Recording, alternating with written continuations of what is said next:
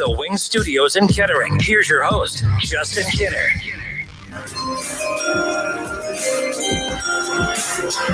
With the 8th pick in the 2020 NBA Draft, the New York Knicks select Obi Toppin from Dayton University. All right, everybody, we welcome you in. It's the Justin Kinner Show with Kev Nash live here on Dayton's ESPN radio station. And what a night it was last night. How about that? Really cool. You know, the NBA draft is not something I really get super pumped up for every year. And, you know, a couple years ago, I was pretty excited to see Luke Kennard get drafted from Franklin. Even a little excitement, a couple years ago as well when, of course, Kostas Antetokounmpo, just getting to see a couple flyers, highlights, within a couple clips whenever he was taken with the last pick of that NBA draft. But last night, it was different, a little bit more special because we're talking about Obi Toppin going, early in the first round of the NBA draft. And in typical fashion, we can't just enjoy anything. We always have to focus on the negative and start complaining. He should have gone higher. By the way, I still think that the New York Knicks, that the situation that he finds himself in, although I don't really trust that organization, we talk about that in the NFL a lot of times where, we're going to talk about Trevor Lawrence coming up. There's more rumblings about Trevor Lawrence potentially returning back to school because he is adamant that he does not want to play for that Jets. Or there are rumblings that they are hearing he's adamant that he does not want to play for that Jets organization. We heard it with Joe Burrow and the Cincinnati Bengals. We hear it all the time out of the NFL where guys would rather go back to school for another year or at least try to push their weight around to force themselves out of a bad situation. The Knicks, a lot of times I look at one of those organizations, they're the equivalent to those NFL organizations that if players were ever to say, I would rather return to school than play for them, this would be one of those. But the deal with Obi Toppin last night, again, being selected 8th overall in the 2020 NBA draft by the New York Knicks, I cannot think of a better situation. My mind has changed about the New York Knicks for Obi Toppin, and selfishly, maybe not even so much about Obi Toppin, but Obi Toppin going 8th overall to the New York Knicks, honestly, is more about the Dayton Flyers program.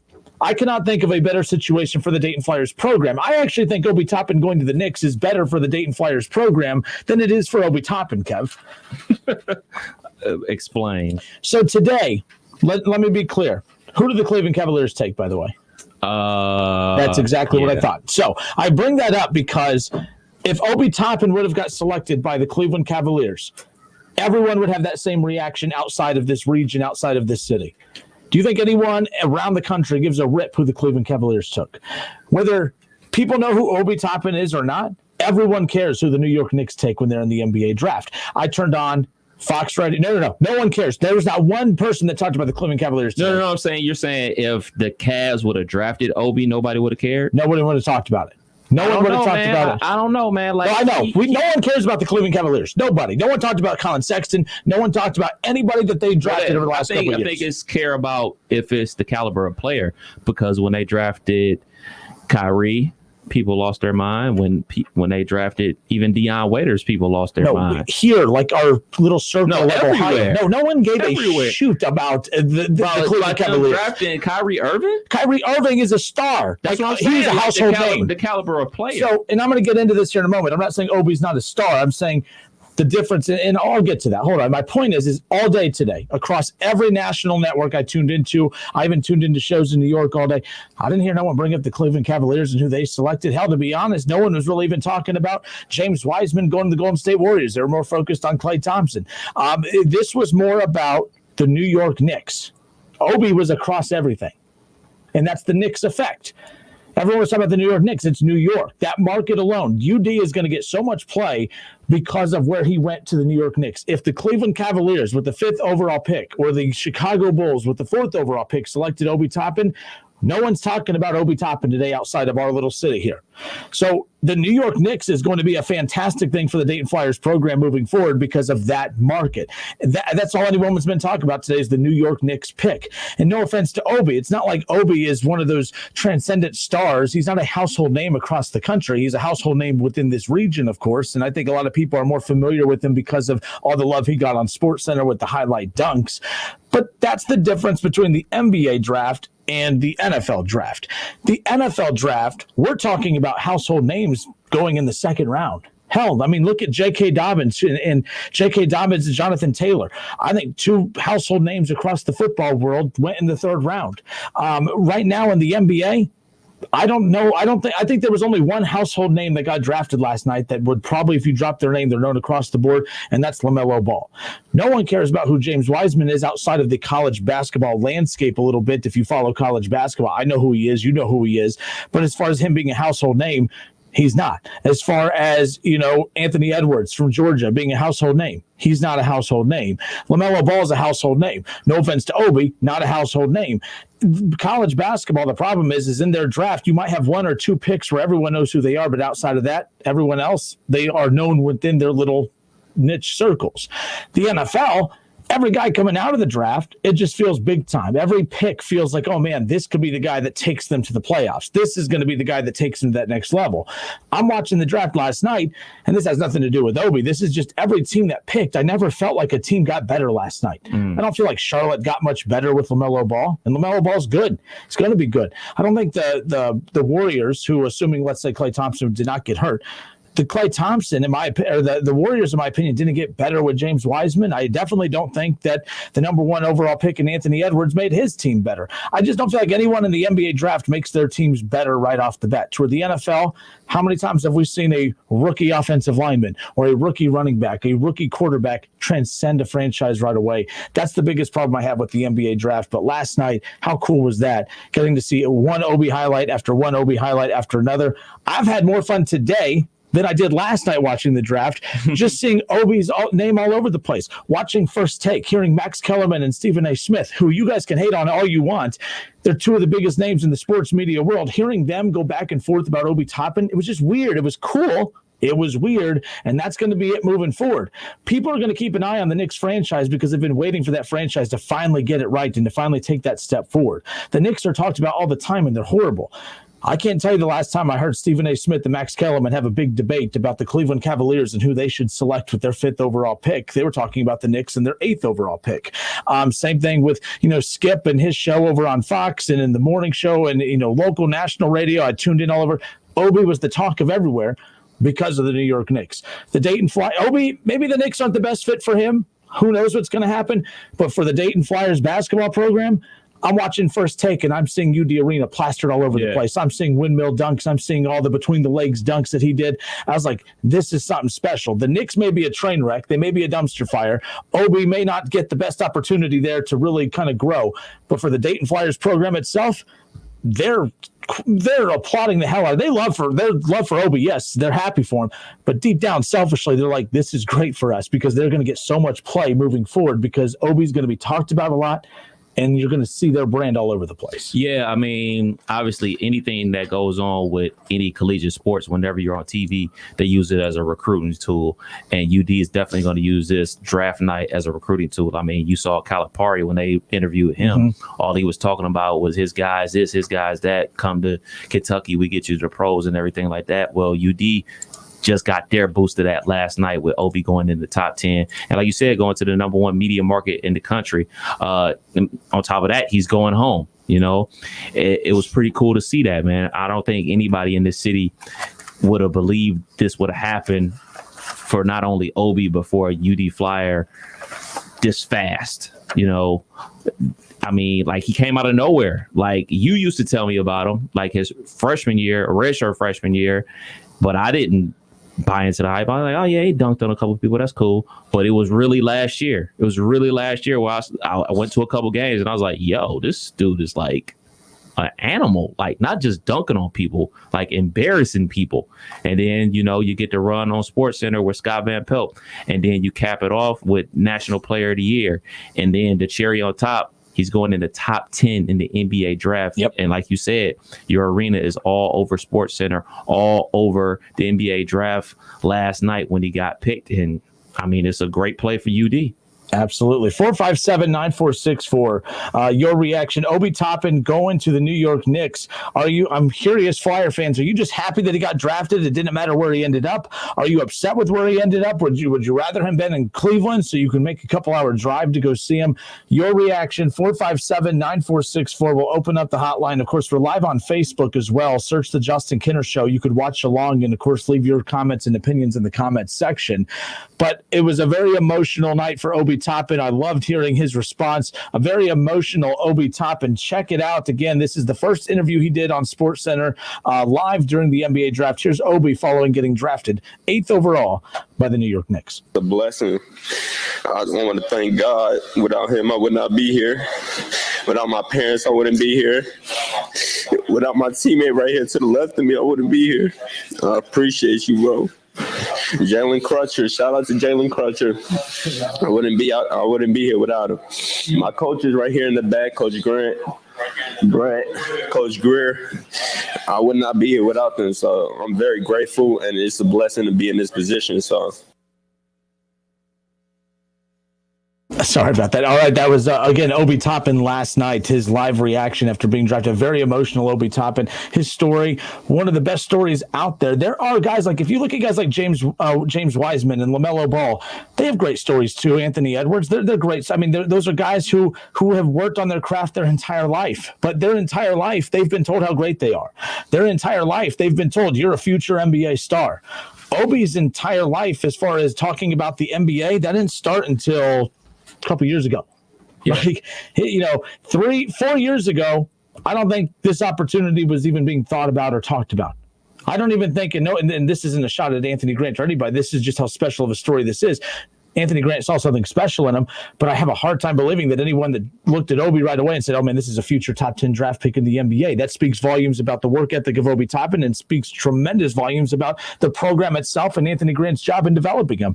I love this story. You heard the emotion in his voice. It was emotional for all the fans who watched that last night. But again, because I can't believe we're into the show 10 minutes, 11 minutes, and I've yet to say congratulations. Congratulations to Obi Toppin, because it's one of my favorite stories out there as far as the growth of his game and everything that he put into, of course, trying to build up to what he was able to accomplish last night. Yes, it's great for the Dayton Flyers program, but most importantly, it's great for him. Yeah. And that was really cool last night. And if he does make it, winning in New York is going to be 10 times more special than winning in Cleveland or anywhere else. Watch your mouth. But like Obi, because it's a young team, you have RJ Barrett, you have Obi, and the Knicks just unloaded their roster, by the way. Last night, the reaction was, hey, they have too many bigs. They have too many fours. They just gutted their roster today. They created over $40 million in roster, in revenue and cap space, I'm sorry. So they're going to be able to go out and bring in some veteran players to be able to kind of balance out this roster. My biggest thing is get a point guard. Get a guy that can play. Let's be clear here. We can have the debate of, did Obi make Crutcher? Did Crutcher make Obi? Bottom line is, it doesn't matter. We know Obi is at his best when he has a playmaking point guard that's going to be able to set him up. And lob city doesn't exist unless you have someone to throw the lob. Mm-hmm. Obi is pretty damn good. He could probably throw it to himself. Let's just be clear. But, it's a lot better when you have someone to get you the ball. That's my biggest concern. The roster as is or as was yesterday, I feared for Obi's career early on because I'm like, you know what? He's not going to have like a lot of success. He's going to be athletic. He'll have a highlight dunk from time to time.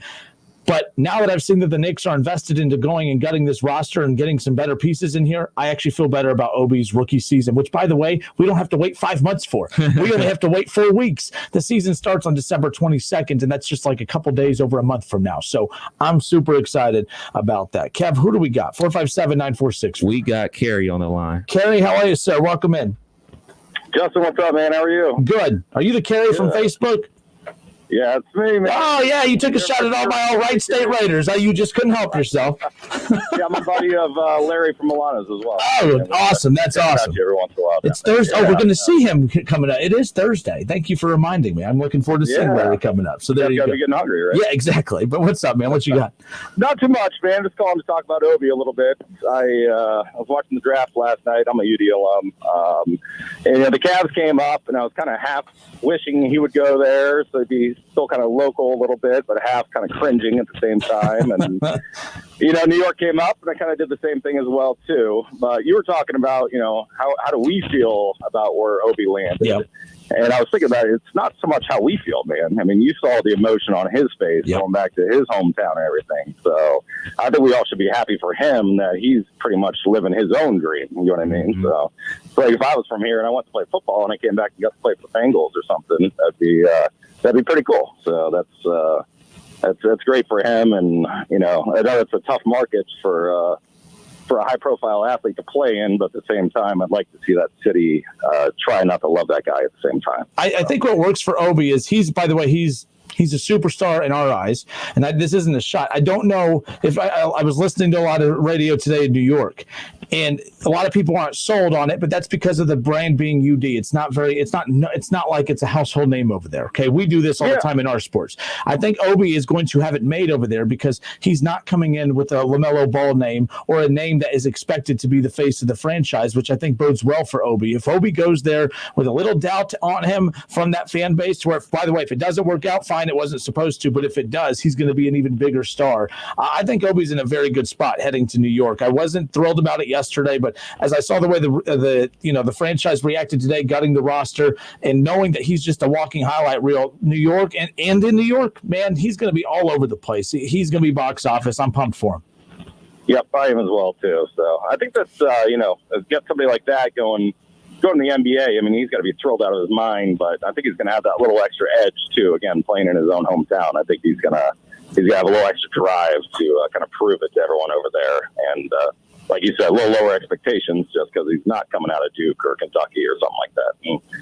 Absolutely. And then, you know what, when he makes it, though, we're going to talk about him like we talk about Kawhi Leonard coming from that smaller school. We're going to talk about these guys that, didn't come from these, your blue bloods, your traditional blue bloods, and then he's just going to be another great story in the NBA. So I'm pumped about that. He's our David West, man. There you go. You're going to upset some people. You're going to upset some. Hey, we waited this long. I mean, we all were jealous of David West way back when, and we finally got our own to go root for. Yep. So thanks for taking the call, guys. I appreciate it. Hey, take care. Appreciate the call, man.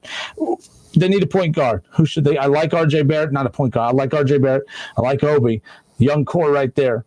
Who you get? Who's the point guard? Fred VanVleet. I saw Smooth all over Twitter last night. He was tweeting anyone that would listen to him. Fred VanVleet. Fred VanVleet, without a doubt, he's a champion.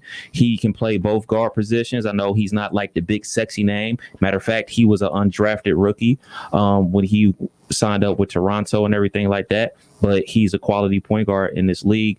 If you go back and watch the NBA Finals when they beat the Warriors, look at the defense he played on Steph Curry. And not only defense, like it was Delhi type of defense. But what Delhi didn't do, Fred VanVleet can. He can hit shots. He can create plays for others. And he's not going to bust the bank. He's going to get paid because everybody that's a free agent, that's a good basketball player in the NBA gets paid. They're going to have to pay him a lot of money. But also another thing about Fred VanVleet is he's relatively young. I believe Fred VanVleet is only 25 years old. So you drop a veteran that's only 25 with these other young guys in there, and you're going to need somebody that's been through the trenches like he has. Fred VanVleet is a very good basketball player. I know people are like, man, we got to get a Russ. We got to get a superstar this, superstar that, superstar this. You know what?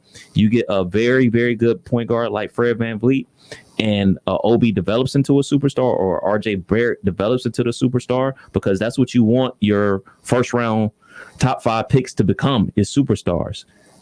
That's what you want, and he can run the show. And the things the New York Knicks are doing, obviously, Leon Rose, he's the president of operations for the Knicks. Dolan is really taking a back seat finally. You know what I'm saying? Also, Coach Tibbs, they got Scott Perry as the GM. Like, they're working together. So I don't see them going out there and getting these quote unquote high price, big time name free agents. I see them working within the team concept. And I say Fred VanVleet is the play for them to get. All right. No, I mean, absolutely. And I think the one thing, too, they're always shooting for the stars. They're always, they're always trying to open up cap space to go get an Anthony Davis, to go after Kawhi Leonard. They've tried to get Kevin Durant. And that's been their biggest problem, because they strike out every time. I think if they not lower their standard by any means, but you're right. You don't have to go for the big sexy name every time. Yeah. This might be, if they go this route, all of a sudden, a couple big key players in the draft, you go get a young, good, core nucleus like that, get a VanVleet, they're in good shape. But the New York Knicks, less than 24 hours after selecting Obi Toppin from not Dayton University, the University of Dayton. Goodness. Fans all upset. They got the panties all in a wad about that. But at less than 24 hours after the Knicks acquire Obi Toppin, 8th overall in the NBA draft, the Knicks announced today that they waived forward Taj Gibson and guards Alfred Payton and Wayne Ellington. They also declined the $15.25 million team option on forward Bobby Portis's contract. All of this, of course, equating to opening up $40 million in cap space by parting ways with a total of 6 players. So last night, I didn't like the Knicks drafting Obi because I'm looking at that roster. They have forwards all over the place. What are you doing? Well, that's not the case anymore. Less than 24 hours later, Knicks look in solid shape, not to make the playoffs or win in 2020, but setting up to hopefully make a successful play moving forward. Well, it's all about free agency now. How do you fill out your roster? Do you get that Fred VanVleet? Do you get a big man that can run the floor? Yep. We're going to see. All right, it's the Justin Kinner Show with Kev Nash live here on Dayton's ESPN radio station. Obi Toppin drafted 8th overall last night to the New York Knicks. We have more Flyers fans calling into the show. We're going to take your calls on the other side of the break. Your reaction. How do you feel about Obi Toppin in New York? Do you like him with the Knicks? Now that you hear that the roster is kind of being reconstructed, do you feel better about him playing in New York, or would you still rather him play in Cleveland? Did Cleveland make a huge mistake? We'll talk about all that when we come back. Don't go anywhere. More of the Justin Kinner Show with Kev Nash. Reaction to Obi Toppin in the NBA draft last night next. It's the Justin Kinner Show with Kev Nash on 1410 ESPN Radio. ESPN 1410 Wing AM weather. This afternoon will be clear, sunny, and very windy out there, a high near 65. Tonight's going to be mainly clear, also very windy, a low around 48. And tomorrow will be mostly clear, a high near 62. I'm Pete Spivak for 1410 ESPN Radio. Progressive presents The Sounds of the Old World. The year is 2019, and someone is waiting for the previews to start in a movie theater. Hey, you want anything? Popcorn? Soda? No, nothing. This has been The Sounds of the Old World. Brought to you by Progressive, where drivers can still switch and save like it's 2019. Quote today at Progressive.com. Progressive Casualty Insurance Company and Affiliates. The Home Depot has holiday savings of up to 40% on select appliances, like a Whirlpool 4-door French door refrigerator for just $15.98. It's perfect for a busy kitchen full of helping hands. That's where its fingerprint-resistant stainless steel finish really shines. Order online and get free delivery. Holiday appliance shopping improved, up to 40% off select appliances. Now at the Home Depot. How doers get more done. Continental U.S. only. While supplies last. Valid through December 2nd. Free delivery on orders $396 or more. You have empty office space to fill. You know what you need, and you know what you'd like. But you also have a pretty good idea after you've shopped around the usual places that what you need and what you'd like, that might not happen. Well, then you haven't been to Charles Larrick's Warehouse Outlet. Nobody has their selection. Nobody has their discounts. And every week there's something new. If you need office furniture, Charles Larrick's Warehouse Outlet can sell it to you for half price and below manufacturer suggested prices. Half price and below on hundreds of items. Selection from budget to the best. Really. Desks from $50 to $5,000. File cabinets, $25 to $500. Before you go anywhere else, do yourself a favor and come to Larrick's Outlet. With 87,000 square feet of selection, you're not going to go anywhere else. Charles Larrick's Warehouse Outlet. 2 locations. One at 23 McHoyle Street, Dayton. The other, Uniques Unlimited on South Dixie. Open Monday through Friday, 10 to 6. Saturday, 10 to 4. The Montgomery County Veterans Service Commission is here to assist veterans during this COVID-19 pandemic. Even though we are not meeting face-to-face, we are here for you. We understand it is a difficult time with this virus threat and the strain of implementing social distancing. For those Montgomery County veterans who have lost their source of income due to their employers having to close or reduce their business hours due to the COVID-19 pandemic, you may be eligible for COVID-19 special financial relief assistance. Please contact the Montgomery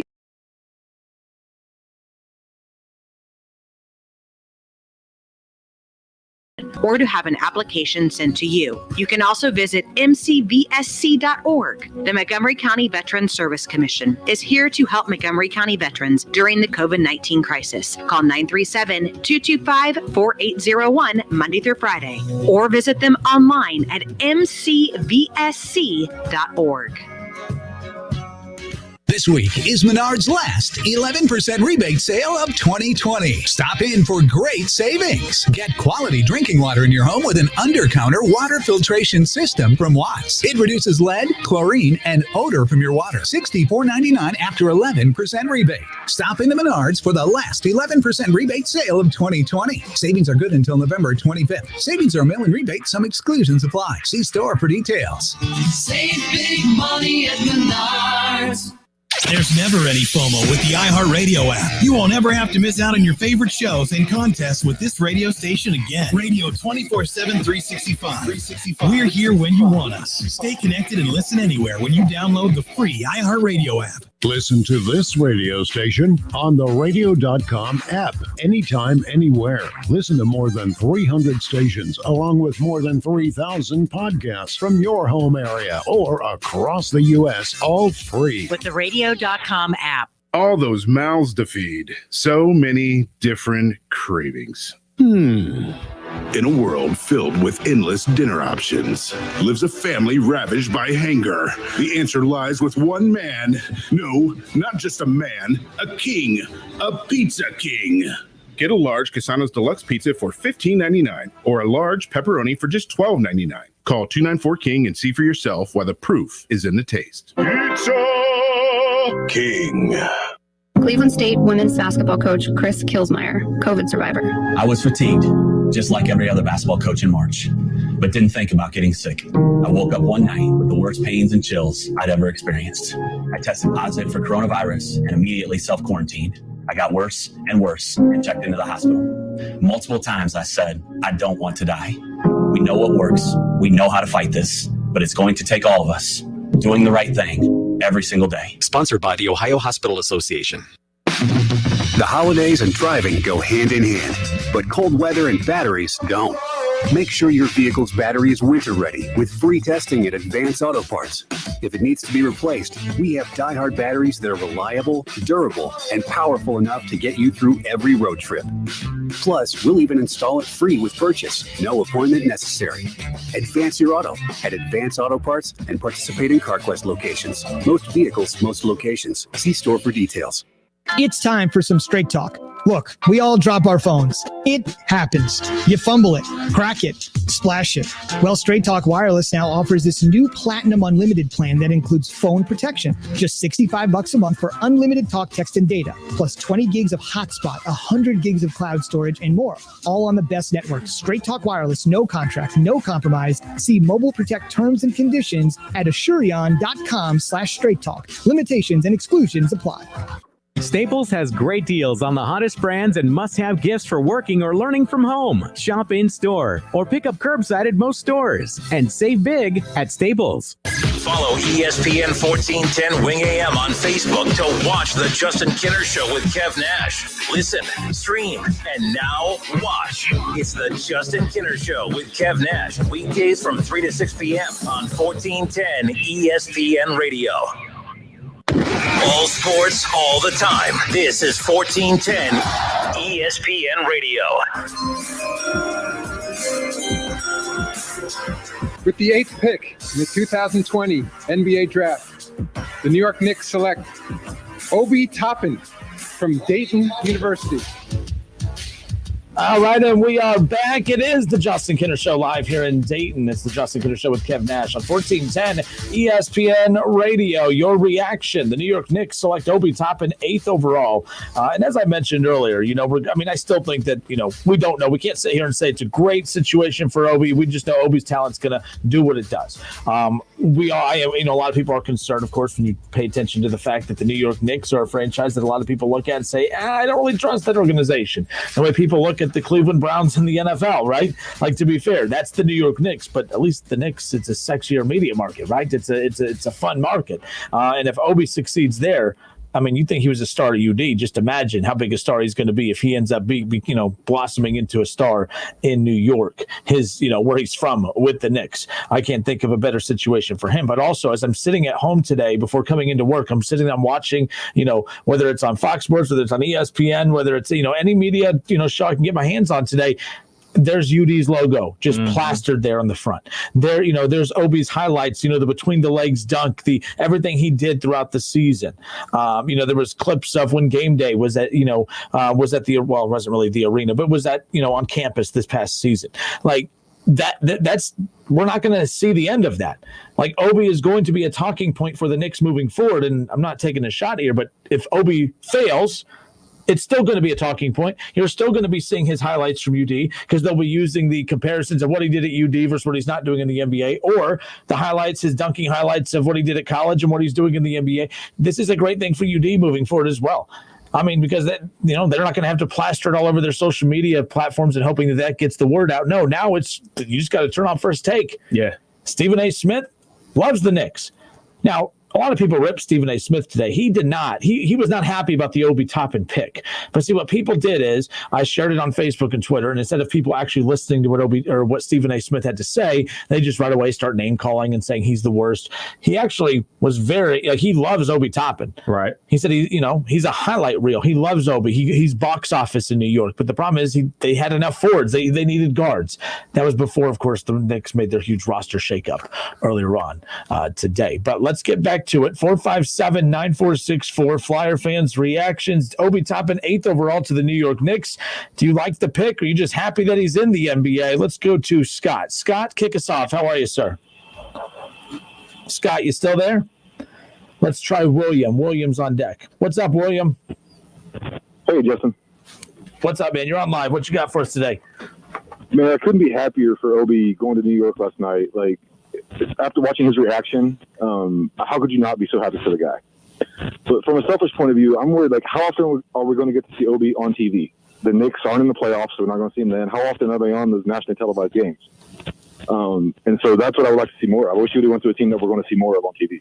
No, in fact, that's a good point. And hopefully with year 2 of RJ Barrett, with, Obi being an attraction, let's be clear. I think once Obi gets a dunk or two at the NBA level, and then, of course, then those start being a part of the highlight reels, the Knicks are going to become a team that's interesting, even if they're not good. The NBA is known for that. Look at the Pelicans last year. They weren't a very good basketball team, but of course you had Zion Williamson, who people wanted to tune in for. And I think right now Obi can turn into that, and I think that's what's going to end up eventually happening if he lives up to those expectations. So I think the Knicks will be fine. That's a market that they're always looking to put on TV. The Knicks just haven't given them a reason to do it. So maybe Obi, the walking highlight reel that he is, maybe that'll finally be the push to get the Knicks on national television more, because they're always looking for a reason to put him on there. He might be that reason.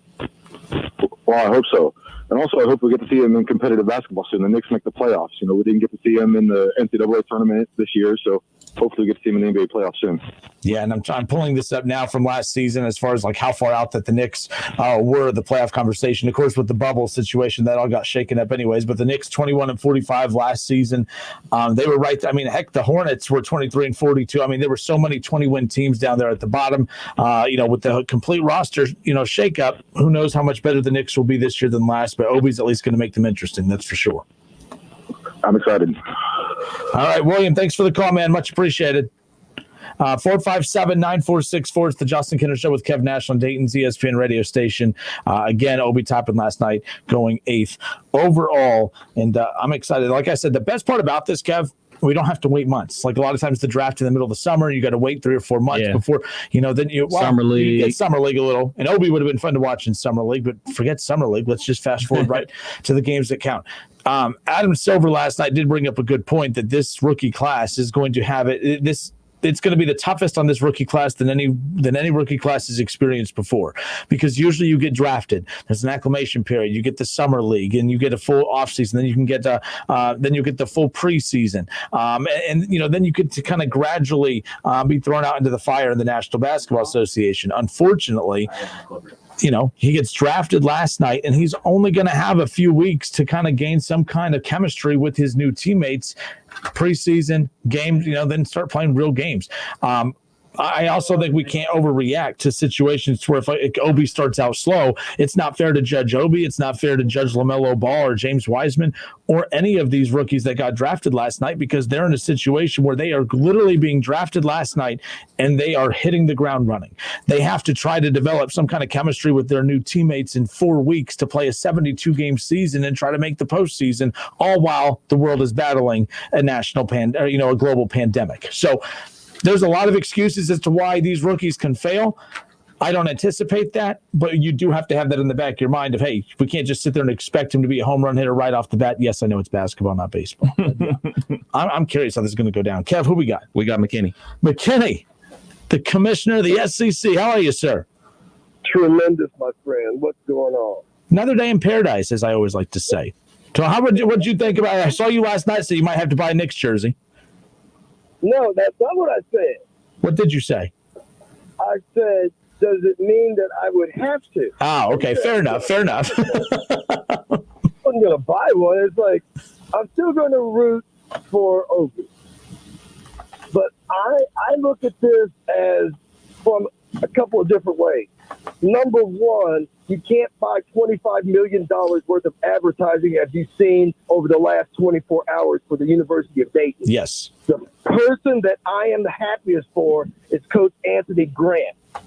To have this type of publicity, to have the brightest spotlight shine on your program on national TV in the biggest media market in the world is bonus for University of Dayton. You don't have the marketing money to make that kind of a push to advertise your school. First of all, the percentage of UD students that are from that New York area is huge. So Obi being around up there is going to be a great deal. I'm glad that he's going to New York, because what that means is we'll be able to see his talent in a couple of different places. We'll be able to see him twice a year. You see him in Cleveland, and you'll be able to see him in Indianapolis. That's close enough to do a road trip whenever we're able to go back seeing live games. I think it's a tremendous thing for him to go to New York, because as soon as they're relevant, they'll be on TV all the time. And after they had the big salary dump to clear off spaces, and I think with the new coach and James Dolan getting such bad publicity that he needs to stay the hell out of the way.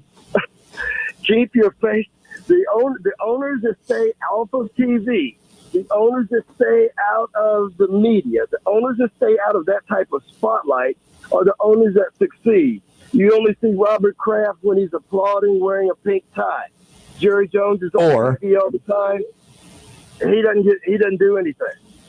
So being able to, and now that Dolan has seen that it is not up to his fragile ego to be the front of the New York Knicks, I think the salary dump proved it right there, that they're not going to play around. They are going to surround this team, because you can't have the number one media market and keep being outshone by the Brooklyn Nets when it comes to NBA news. No, that has corrected. No, and I'm glad you brought that up too about him playing in that media market. That's what I opened up the show saying, that really at the end of the day, this could be a great thing for Obi, but to your point, it's a great thing for Anthony Grant and the Dayton Flyers. I mean, I'm watching First Take today. I'm watching First and Last. I'm watching all these shows throughout the day, and there's UD's brand right there. Whether it's highlights of him that out on the UD Arena, whether it's UD's logo. I mean, that thing is plastered all over, and it's going to continue to be plastered all over the place in the build up to the season. Over the next month, you talked about the billions of dollars of advertising. I mean, it's only going to continue for the next month leading into the season until they get highlights of him in a Knicks jersey. So this is huge for UD as well. Look, man, we are getting guys from Finland. We're getting players that are committing from Finland. What do you think is going to happen when the guys that get shut out from the Syracuses, from all of the East Coast, the old Big East, those guys, they say, how about going to the A-10 and play for Dayton? I'm mad that I didn't get a scholarship. I'm mad that I didn't get picked.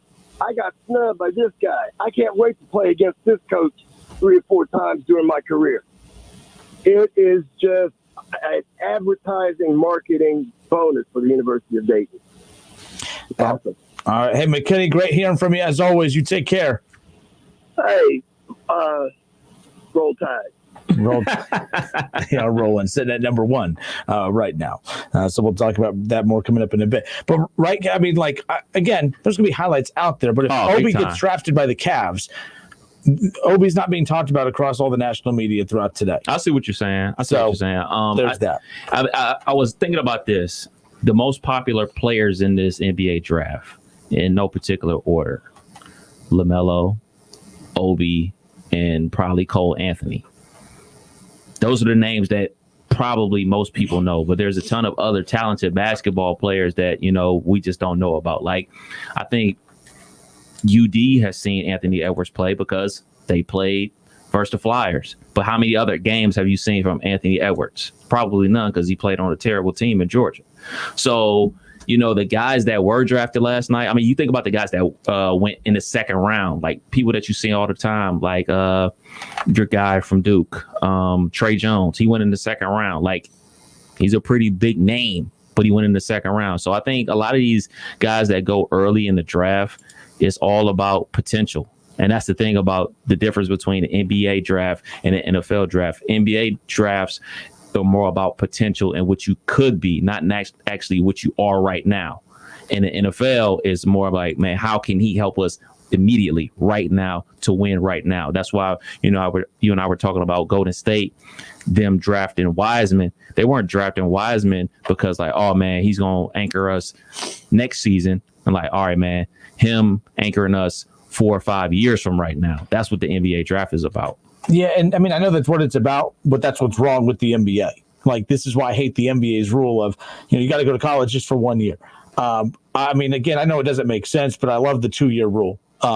Imagine Obi was 2 years in college, but that's why Obi was able to develop into a star for 2 years in college. Imagine if you got 2 years of James Wiseman. The Ball family, I think you kind of need them in small doses, obviously, but 2 years of him. If you got 2 years of these stars, Zion Williamson, 2 years. Now he's a superstar 1 year or not, but there was a big gap between Anthony Davis and Zion Williamson. There's not those type of stars that come walking into college basketball every year. We talk about those guys, but a lot of the biggest stars, we talk about we still never even saw them reach their full potential in college half the time. We saw Zion Williamson excel. Anthony Davis excelled.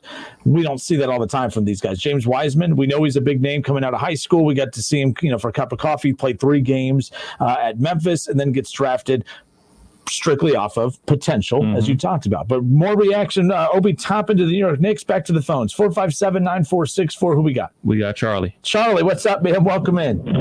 It's a weird week, Justin, because I agree with what you said to start the show. And I'm a pretty smart guy. Strange time. I'm a pretty smart guy. 2020's a strange year. You know what, Kev? I tell you what, like, maybe Justin don't remember, like, when it's not football season, I love Justin.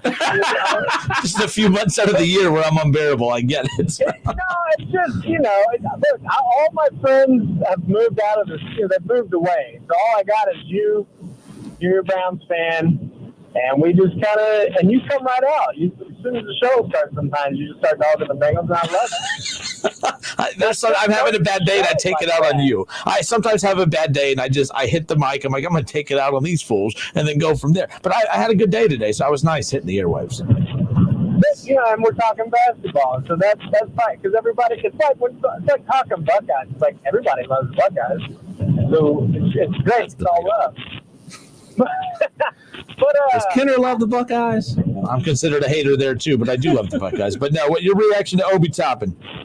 Man, when I opened my phone this morning, because I got up at like 3 o'clock this morning to go to work, because that bridge in Cincinnati closed, and that's a nightmare. That's a whole other story. But at first, I thought, because the logos were like real small, I thought he got drafted to the Pistons. I was like, oh, that's awesome. But then when I saw he got drafted to the Knicks, at first, I was like, oh, man, the Knicks, they can't run us. They're no good at running an organization. But, I mean, if he whips any sort of like a winning season, a playoff berth, it's going to be crazy because that is, like you pointed out, a lot of people point out, obviously it's the biggest market. And it's like they're waiting for a hero. It's like if anybody showed up and revived the Jets or the Mets, it's the same thing. It's so great. It's a great position for him to be in. And like the last caller was saying, like, we're still going to get Tim. He's in the Eastern Conference. He's going to play in Indiana. He's going to play in Cleveland, Detroit, like all that stuff. And I didn't even think about the Knicks. I didn't think he'd last that long. But, at least he didn't go to like the Atlanta Hawks, like somewhere that's small, somewhere that's not going to get a lot of media attention. Like he's going to be on our TV all the time. Well, Charlie, real quick to your point there, about the Hawks, I actually really wanted him with the Hawks. I wanted him with the Hawks more than the Cavs or even the Bulls for that matter, mainly because I think that I've always compared Obi Toppin to a Kenyon Martin type of player. But the great thing, or the thing about Kenyon Martin was that he was very dependent on a playmaking point guard. And the Hawks have that. The Knicks do not have that. The Cavs don't have that. So that's why I was like the Hawks. Technically, they would have been on TV all the time because I think you would have seen a ton of connections between Trae Young and, of course, Obi Toppin. But we'll see what the Knicks do. If they go get a Van Vliet or somebody like that that's going to be able to make plays and set Obi up, he's going to be on SportsCenter every night. I think it's great. I'm excited for him, and I really hope he can bring that franchise back. I don't have any hate towards the Knicks. So, good for Obi. I'm glad, it's just awesome. He's a guy anybody could like. That's the other thing about Obi. Like his speech he gave after he got drafted, it was so great. Like that's such a humble. That's why people love Joe Burrow when he gave his speech to Heisman.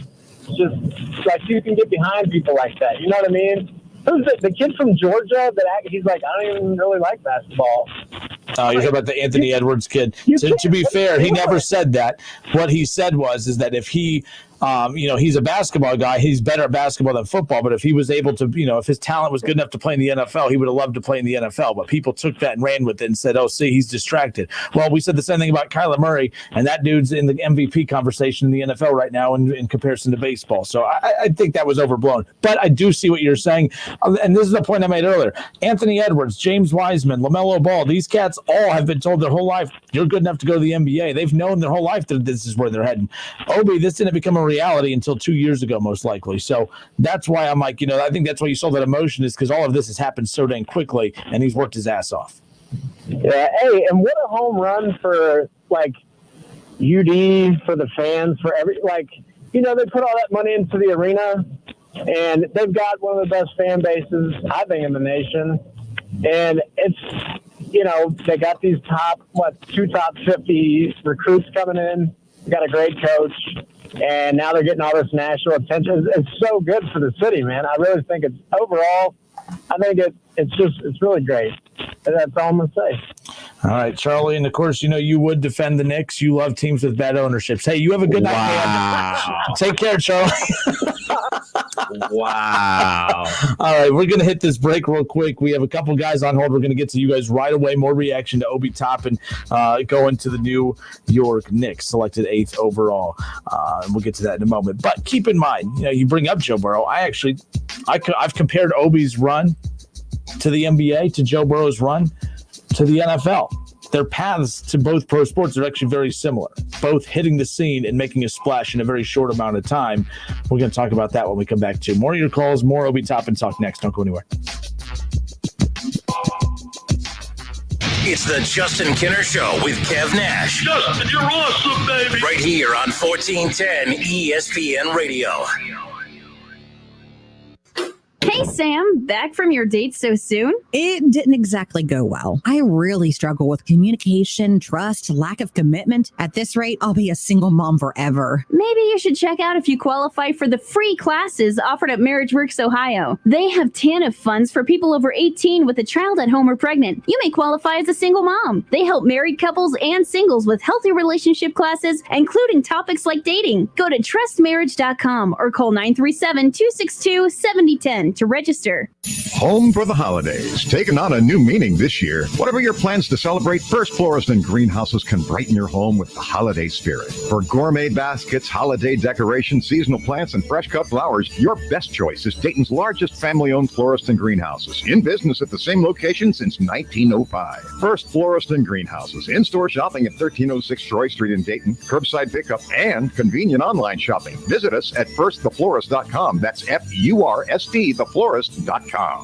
Cordell Transportation is now hiring for brand new home daily dedicated lanes. Earn up to $1,620 per week. A $2,000 sign-on bonus, medical, dental, vision, company paid life insurance. Apply online at CordellTransportation.com.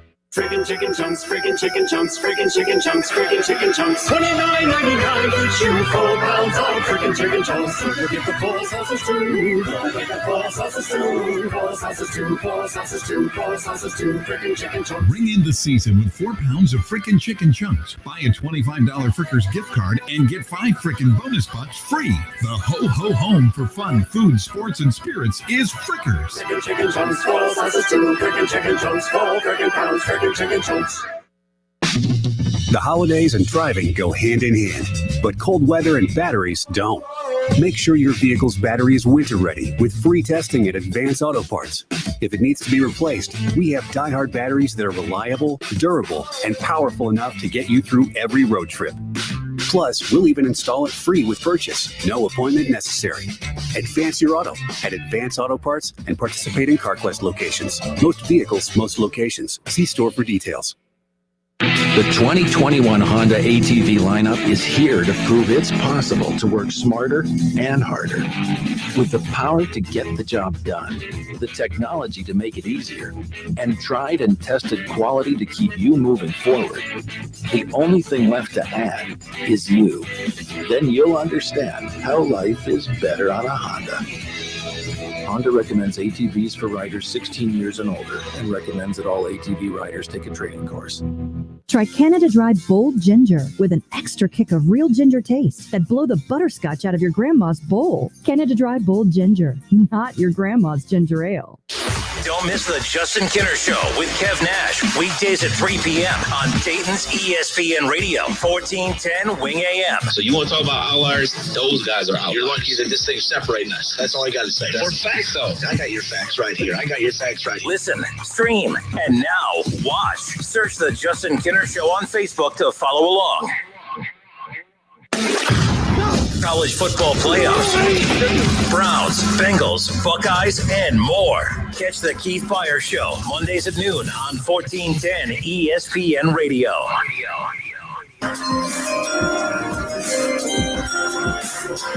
With the 8th pick in the 2020 NBA Draft, the New York Knicks select Obi Toppin from Dayton University. University of Dayton, from the University of the. Oh man, people are so upset about that. Really? Yes. Like, there's actually like.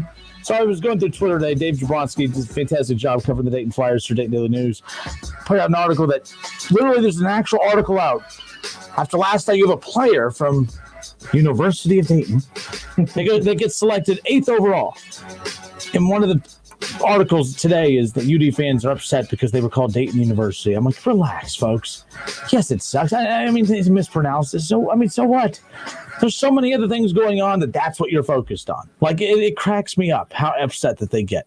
Do you remember when Terrell Pryor signed with Ohio State? What did he do? Coming to high school, he said, "I'm committed to the University of Ohio State."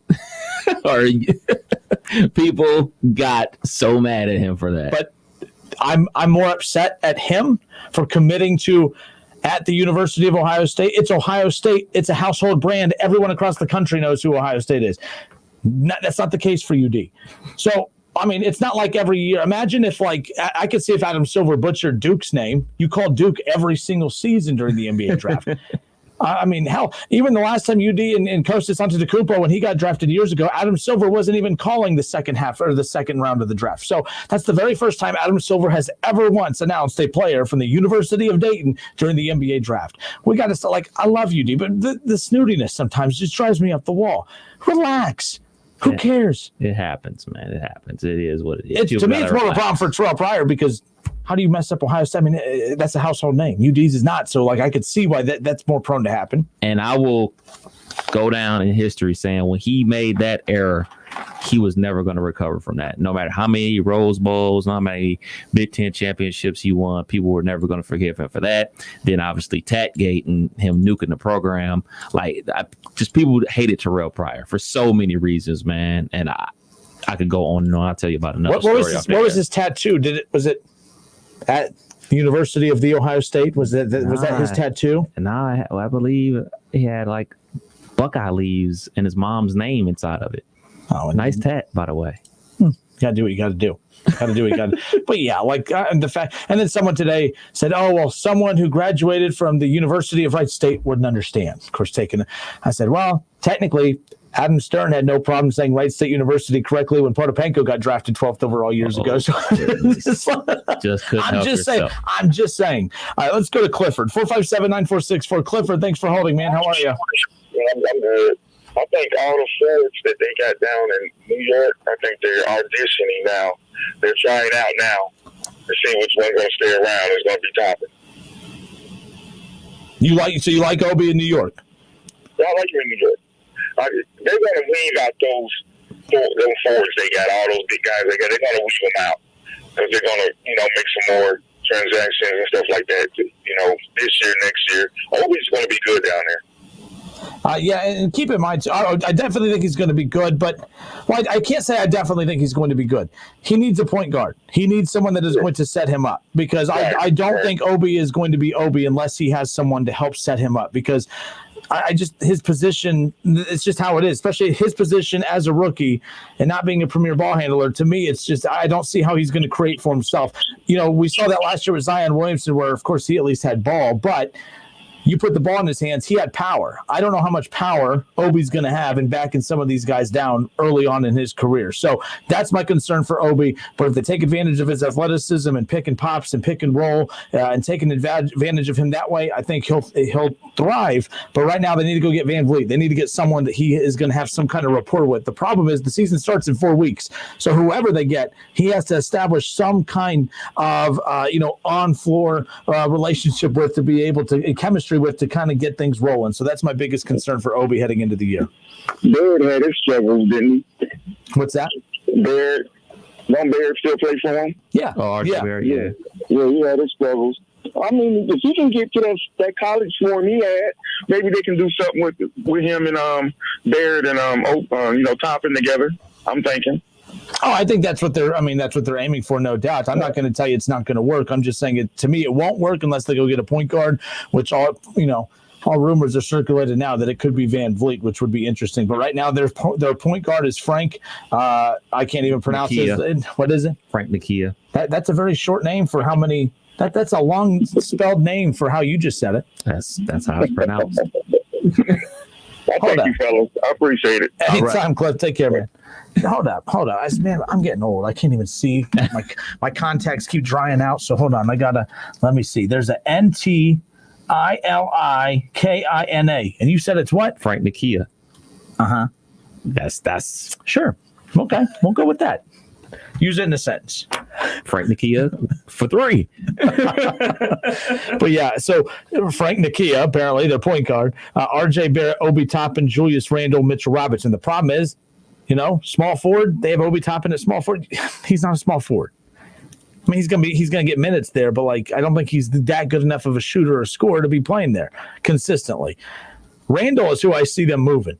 They're not going to pay Randle, and I actually like Randle. I don't mind Randle, but Obi and Randle are going to clash. I feel like those two clash. And if I'm the Knicks and you're trying to spend money, go with the cheaper option in Obi, develop him over the next couple of years, move on from Randle. People will give you draft picks for him. People give you cash. At least a second round pick. Speaking of cash, let's go visit DoorDash Ray. DoorDash Ray, how's the cash flow right now? How much you making out on the streets? I'm not even DoorDashing today. I'm telling you, You're not out slinging glass or anything like that, right? You're DoorDashing today, right? I am not. I actually got a legitimate job a few weeks ago as a production supervisor. So I am DoorDashing it somewhat, but not as much as I was before. So I have more time to actually, do and make real money versus, the no peak pays and the things that we're dealing with now. which I don't agree with. Now, I just have something. Just because Kevin was able to pronounce that name better and knew exactly what it was, I want him to give me his perspective on this Obi Toppin move to the Knicks. I just turned it on, so no disrespect to the leader and the all powerful Justin Kenner, but I'm not a leader. I'm a horrible leader, by the way. So you don't have to say it that way. Just ask Kevin the damn question and stop calling me. I'm not no leader. Just Kevin answers question. I really like it. I really like Obi going to the Knicks. Everything that the Knicks have been doing this offseason, James Dolan finally taking a back seat, the owner of the Knicks. They hired a great coach and Coach Thibodeau, all the things that Coach Tibbs did with the Bulls and the young Derrick Rose. And Derrick Rose won an MVP under his watch. Jimmy Butler loves him. He's a grindy type of coach. So he's going to expect them to play hard-nosed basketball and play defense. And those are one of the knocks that was on Obi. He doesn't play defense. And RJ Barrett doesn't play defense. Well, if you want to play for Coach Thibodeau, you have to play defense. Think about some of the defense that was played with the Celtics when they won their last world championship over the Lakers. They played tough-nosed defense. He demands that of them. And that's something that is being backed up by their president, Leon Rose. So I think everything the Knicks are trying to do, I think they have the right leadership in place with Leon Rose and Coach Thibodeau. I know the hot button right now is point guard for the New York Knicks. I am swinging the Fred VanVleet flag like he should be the guy in New York. I'm not even a Knicks fan, but I know so many people are enamored by superstars and guys that have sneaker contracts and have commercials and that are big names that make all-star games. Well, guess what? Fred VanVleet is an NBA world champion. He can play both guard positions. He's a tough defender. Just look at some of the defense he plays on Steph Curry whenever they play. He's a great basketball player. I say get Fred VanVleet and build around your young core and Barrett and Obi. See, that's why we love Kevin Nash. You see that? So informative. I love that dude. Anyway, thanks, guys. I got to get off here. And how much we love you guys. And go Raiders this weekend. Keep coming to town. And how about the bus ride around Arrowhead last couple weeks ago? Yeah, they got Andy Reid all upset. Well, the bus driver apparently before the game, taking to the game, was kind of chirping at the team. So when they won, they kind of made him take the lap around it. But now they're using his locker room fodder. It's okay. But anyway, love you guys. Silver and Black. Love Jesus Christ. Let's talk to you later. Peace. Adios, man. Adios. All right, we'll take a look at some of the available free agents that are out there and what could, who could the future teammates of Obi Toppin be? I don't see this Knicks roster staying put as far as how it's constructed right now. If they go into the season as Obi Toppin is their starting small forward, I think that's a problem. So I wouldn't be surprised to see Julius Randle be on the way out. And keep in mind, the Rockets, the Knicks have draft picks and they have money. Westbrook is probably still going to be an option that they look at before VanVleet. Just putting that out there. And VanVleet, I'm not going to give him too much credit on his defense. It's easier to guard Steph when Clay wasn't in the finals that year. So Clay was in the finals. He was out. Clay played. Steph Curry was down to. It was down to him. That was it. Everyone else got hurt. What are you talking about? Clay played. Kevin Durant went out. Clay went out. Everyone went out. It was down to Steph Curry in the NBA finals that year. That was in the last game.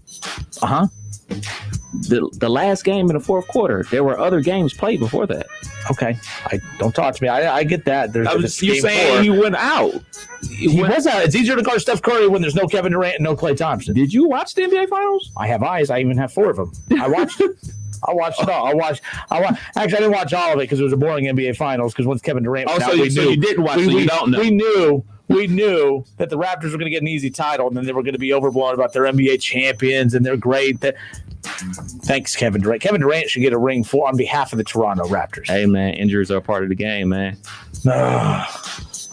Injuries are part of the game, man. Good news, Toronto. Golden State's hurt again this year. You might have a shot. Hey, might have a shot. Tough. That's how the cookie crumbles. Nobody was crying for the Cavs when Kyrie and Kevin Love got hurt. It's part of the game. So they still competed. Yeah, exactly. They play the game regardless. But they also had LeBron James. Okay. Their best player didn't get hurt. Okay. So I'm just saying there's a difference.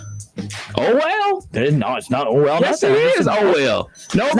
Nobody's going to be like, oh, man, they didn't have their best player. You guys keep it until next year. No, you get hurt. That's what happens. Sorry. Sorry, I'm reading this. Got distracted. We'll be back. What time is it? Yeah. We'll be back. We'll get back into that. Talk some NFL coming up around the corner, too. The Cleveland Browns. We'll get into that. Again, it's week 11. Starts tonight, by the way. Thursday Night Football. Let's get it. So we got to get our week 11 picks. We'll get to that coming up around the corner. Trevor Lawrence, there's talks of him potentially returning to Clemson next season. We'll find out just how much substance there is right there. Again, Jeremy Fowler, ESPN NFL reporter, talking about that, comparing the situation to Joe Burrow with the Bengals last year. The same reports about Burrow not wanting to play for the Cincinnati Bengals are now starting to emerge for Trevor Lawrence in the New York Jets. So we'll be back in a moment. Hour 2 of the Justin Kinner Show with Kev Nash when we come back.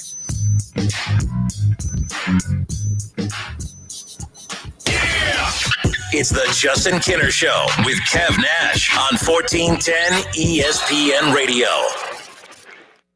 The radio you're listening to is about to get a whole lot better because SiriusXM is free now through December 1st. No credit card required. Just press the Sat button in your car and hear ad-free music like never before. Dedicated, expertly curated channels for everything from country and pop to rock and hip-hop. Plus sports, talk, and news, and even more available for free online and on the app. Just press the Sat button in your car and listen free to SiriusXM through December 1st. There's no place like home for the holidays, or HomeDepot.com for holiday decor, with Black Friday prices inside and out, like artificial Christmas trees starting at just $39.98, or outside lights and playful inflatables to bring joy to the neighborhood. Order online, and you'll even get free delivery. Holiday decorating improved with a wide assortment of holiday decor from HomeDepot.com. How doers get more done. Free standard shipping on most online orders over $45. Some exclusions apply while supplies last. It's time for some straight talk. Look, we all drop our phones. It happens. You fumble it, crack it, splash it. Well, Straight Talk Wireless now offers this new Platinum Unlimited plan that includes phone protection. Just $65 a month for unlimited talk, text, and data, plus 20 gigs of hotspot, 100 gigs of cloud storage, and more. All on the best network. Straight Talk Wireless, no contract, no compromise. See Mobile Protect terms and conditions at Asurion.com/Straight Talk. Limitations and exclusions apply. O'Reilly. Ready for an oil change? O'Reilly Auto Parts has everything you need. Our professional parts people can suggest the best products for your car and budget, like 5 quarts of Mobil 1 full synthetic motor oil, just $28.95. Plus, earn a $10 gift card after mail-in rebate and double O Rewards points. Stop by O'Reilly Auto Parts today or visit O'ReillyAuto.com. O'Reilly Auto Parts. For the one standing guard, for the eagle-eyed, for the knights in shining armor, and for all those who support them. We are Grainger, your experienced safety partner, offering supplies and solutions for every industry, committed to helping keep your facilities safe and your people safer. Call, click Grainger.com/safety, or just stop by. Grainger, for the ones who get it done. The great thing about facts, they're proven. Like the fact that crude oil contains impurities, or that base oil made from natural gas is 99.5% free of impurities. And the fact that Pennzoil is the first synthetic motor oil made from natural gas, not crude oil. It gives you unbeatable engine protection. The proof is in the Pennzoil. Based on Sequence 4A wear test using SAE 5W30. Available at Pet Boys. Big news from Dell Technologies. Black Friday's here with deals up to 50% off small business computers with Intel Core processors. Call 877-ASK-DELL or visit Dell.com/SB Black Friday. Attention men under the age of 35. You know what really impresses the ladies? When a guy has a few drinks and later gets pulled over for buzz driving. That could cost you around $10,000 in fines, legal fees, and increased insurance rates. There goes let's grab dinner and a movie. Oh, I know. You drive more carefully when you're buzzed. You've proven that hundreds of times. A woman admires that kind of confidence. And you've practiced how to speak if a cop does pull you over. Slowly, clearly, and politely like, "Good evening, officer." A woman admires that kind of foresight. And what woman doesn't find it adorable that you call it buzzed even though the law calls calls it drunk. You can kiss $10,000 goodbye, along with any chance of having a girlfriend. Because nothing says I'm a catch more than a guy who lives in his parents' basement and calls it my place. Buzzed, busted, and broke. Because buzz driving is drunk driving. A message from the National Highway Traffic Safety Administration and the Ad Council. Take a look under your bed. Find stuff under there? What about jobs? No? Now try your basement. There's a pair of overalls that overall you're not so into anymore. A perfectly good laptop that hasn't sat in your lap in months. And even more stuff, but still no jobs? Well, you really have both. See, stuff is defined as household articles considered as a group. Sometimes this stuff is no longer needed. Wait, no longer needed? That can't be right. Because remember those jobs you were looking for? Those are really needed, and they're the stuff inside your stuff, even inside that winter coat that moved with you to Phoenix. Our job is to unlock those jobs, and it starts when you donate your stuff to your local Goodwill. Here's how we do it. When you donate to Goodwill, we sell your stuff to provide job training for people right here in your community. So just by teaming up with Goodwill, you help create jobs. And isn't that worth parting with the leftover keytar from your 80s cover band? Goodwill. Donate stuff, create jobs. Find your nearest donation center at goodwill.org. A message from Goodwill and the Ad Council. Well, Jason, I've got to tell you, you're pretty much everything this company is looking for in an entry-level candidate. Great. Your resume isn't quite what we're used to, but you've got a fantastic work ethic. Thank you. And I'm impressed by how you carry yourself. So, should we talk about the job? Oh, what? The job? Oh, sorry. Yeah, I have no way of recruiting or even meeting you. This interview didn't happen. It may sound ridiculous, and that's because it kind of is. There's a huge pool of talent your company is missing out on. Meet the grads of life. Who are they? Talent worth knowing about. Young adults of unique determination and experience. An ideal fit for your company in an entry-level position, internship, or even mentorship. They might not have every qualification you typically look for, but they're exactly who your company needs. Man, we really could have used him. Don't miss out on a resource many innovative companies have already discovered. Go to gradsoflife.org to learn how to find, cultivate, and train this great pool of untapped talent. Brought to you by the Ad Council and gradsoflife.org. Excuse me. I know you have a 9 o'clock, so I'll keep this short. I'm the business suit in the back of your closet. You wore me nearly every day before your office went, quote, casual. I used to be the CEO of your closet. Now I'm just that one intern no one ever talks to. I always thought you'd circle back with me, get granular, keep me in the pipeline. But nada, nothing. Don't you remember the McKittrick presentation? You spilled coffee on me, and I still looked amazing during the breakout talkback Q&A. So I think it's time for me to move on. I've got a great resume, and I absolutely crush it in interviews, okay? Let's make this a clean break. Shift the paradigm. The only thing I ask is that you think outside the box here and do this. Take me to Goodwill, where I can really make a difference. Your donations to Goodwill create new jobs, training programs, and education assistance for people in your community. To find your nearest donation center, go to goodwill.org. Donate stuff, create jobs. A message from Goodwill and the Ad Council.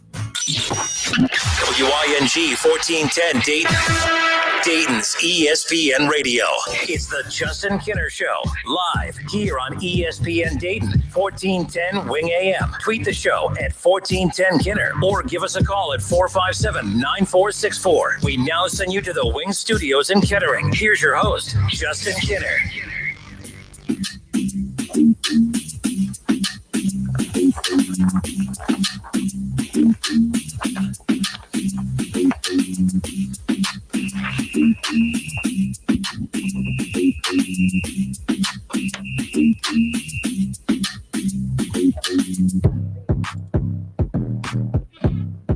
It's the Justin Kinner Show with Kev Nash, live here on Dayton's ESPN radio station, 1410 Wing AM, 457-9464. We got a couple guests coming up here around the corner. Zach Osterman with the Indy Star covers all things Indiana Hoosiers athletics. And I tell you what, it's always interesting to me with guys like that who cover teams like Indiana who probably aren't that, no offense to, I just mean as far as requests for interviews. No one's really trying to like hear the latest on Indiana Hoosiers football until they're 4-0, number 9 in the country, and it sets up number 3 versus number 9, a top 10 matchup out of the Big Ten in college football this weekend. So I'm pretty pumped to talk with Zach Osterman coming up. We usually bring him on about once a year to talk, to kind of get the update and the scoop on what's going on with old Archie Miller over with the Hoosiers on the college basketball side of things. But Zach Osterman does a fantastic job covering Indiana Hoosiers athletics. So we'll talk about, of course, are the Hoosiers for real?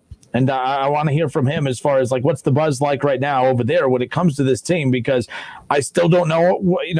Right now, if you ask me, are you taking this team serious? I'm not.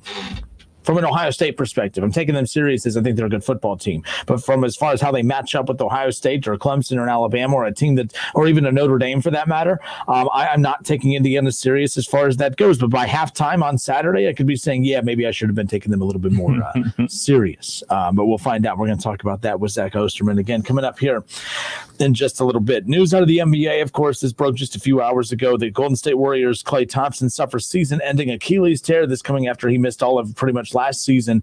Last year was kind of for a Golden State Warriors team, kind of a reset a little bit.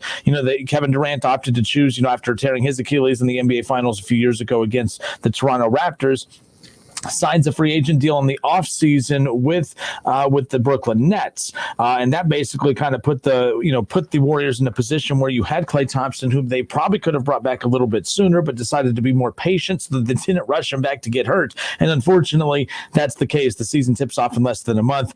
A season-ending Achilles tear is now going to put him out for his second straight season. By the time we see Klay Thompson again, who was on the verge of making bank, by the way, he was going to be a big-time free agent here within the next year or two. They did extend, because there was the rumors of the Lakers, so never mind. But either way, the point is, since he's gotten paid, he has not been able to kind of stay out on the floor, and that's a core nucleus that even without Kevin Durant, won 70-plus games, won an NBA championship together, adding James Wiseman into the mix. Now it's going to be, I'm curious to see how that team approaches this coming up season. You can't have two off seasons. And that's how you would explain their regular season last year. They took last regular season off. They allowed guys to sit out to get healthy. They didn't, they weren't, out there to try and win games.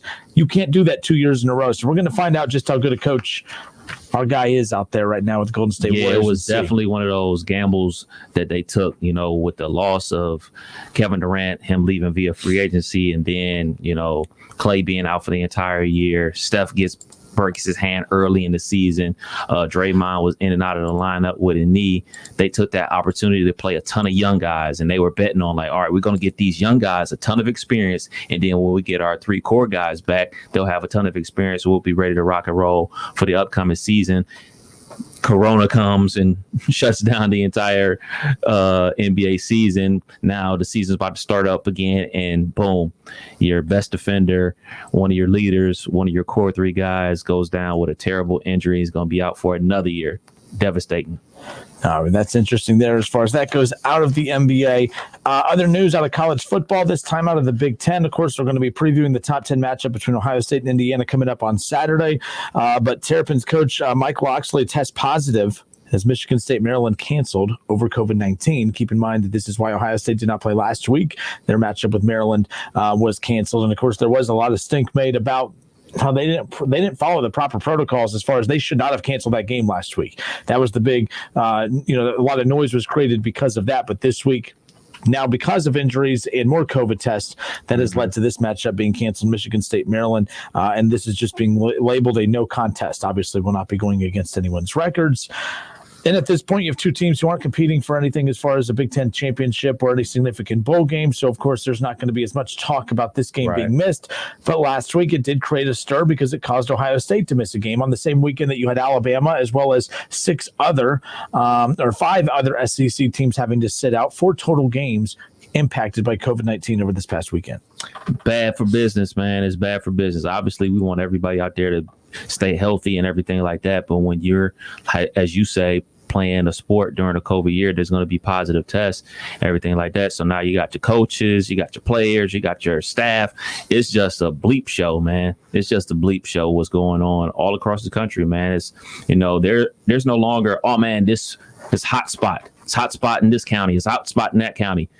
Rona is real, and Rona is everywhere. So I expect a lot more cancellations, and I expect the Big Ten to adjust their mandate of saying that you have to play X amount of games to play in the Big Ten championship game. I think they're going to have to. I don't think they can stick hard and fast to that. You got to play 6 games to be eligible for the Big Ten championship game. I expect more cancellations of football games to be coming real soon. Well, again, this is a canceled game, but I don't put it in For one, right now you have Michigan State, who's a casualty of Maryland, but Maryland, this is a pre-existing COVID situation from a previous week. I would be more concerned if this was a totally separate, isolated, another breakout in the Big Ten. This is just, unfortunately, to act like a breakout only cancels you one game. We're seeing a pattern of teams, missing multiple games, which then impacts other teams. But then when you have, we're fortunate right now, and again, it's only Thursday. Hopefully Ohio State doesn't have an outbreak on their roster. But what you would have to allude that to is, let's say Ohio State does a couple positive tests and it forces them to call off another game this weekend. To me, the problem becomes, okay, Maryland has an outbreak. It causes them to miss a game with Ohio State. Now, Ohio State's doing things that they don't traditionally do because they're not preparing for a game. Maybe they're a little bit more lax. They get a little bit too loose. They start doing things they shouldn't. Then they have an outbreak on their roster. They've done nothing wrong. It's just human nature when you stick to a schedule and that schedule gets altered because of another team's outbreak. Then you have an outbreak. Michigan State, let's say in this off week as far as the game is concerned, they do something untraditional, then they have an outbreak. So that's where it really starts to have, spider web out as far as it's not just about the outbreak itself. It's about how it alters your day to day. And that's what I would keep an eye on as far as that goes moving forward, at least for these games coming up in the Big Ten. But you know what? The thing about it is, it's not even something you're doing out of your norm. It's something that people catch this virus doing something that's in their norm, going to the grocery store, going to the gas station. That's how catchy this virus is. People are catching it doing things that are in their normal everyday activity, God forbid for a college student to go to class, you know what I'm saying? So that was one of our big things that we talked about once the Big Ten decided to come back for a second or third or fourth time, whatever time they decided to come back was, when these student athletes catch COVID, because they were bound to catch it, don't ridicule them and saying oh man, look, they're not being responsible. They went out and caught COVID going to parties. No, they could have just caught it because they caught it, just like a lot of other people caught it. But you're right.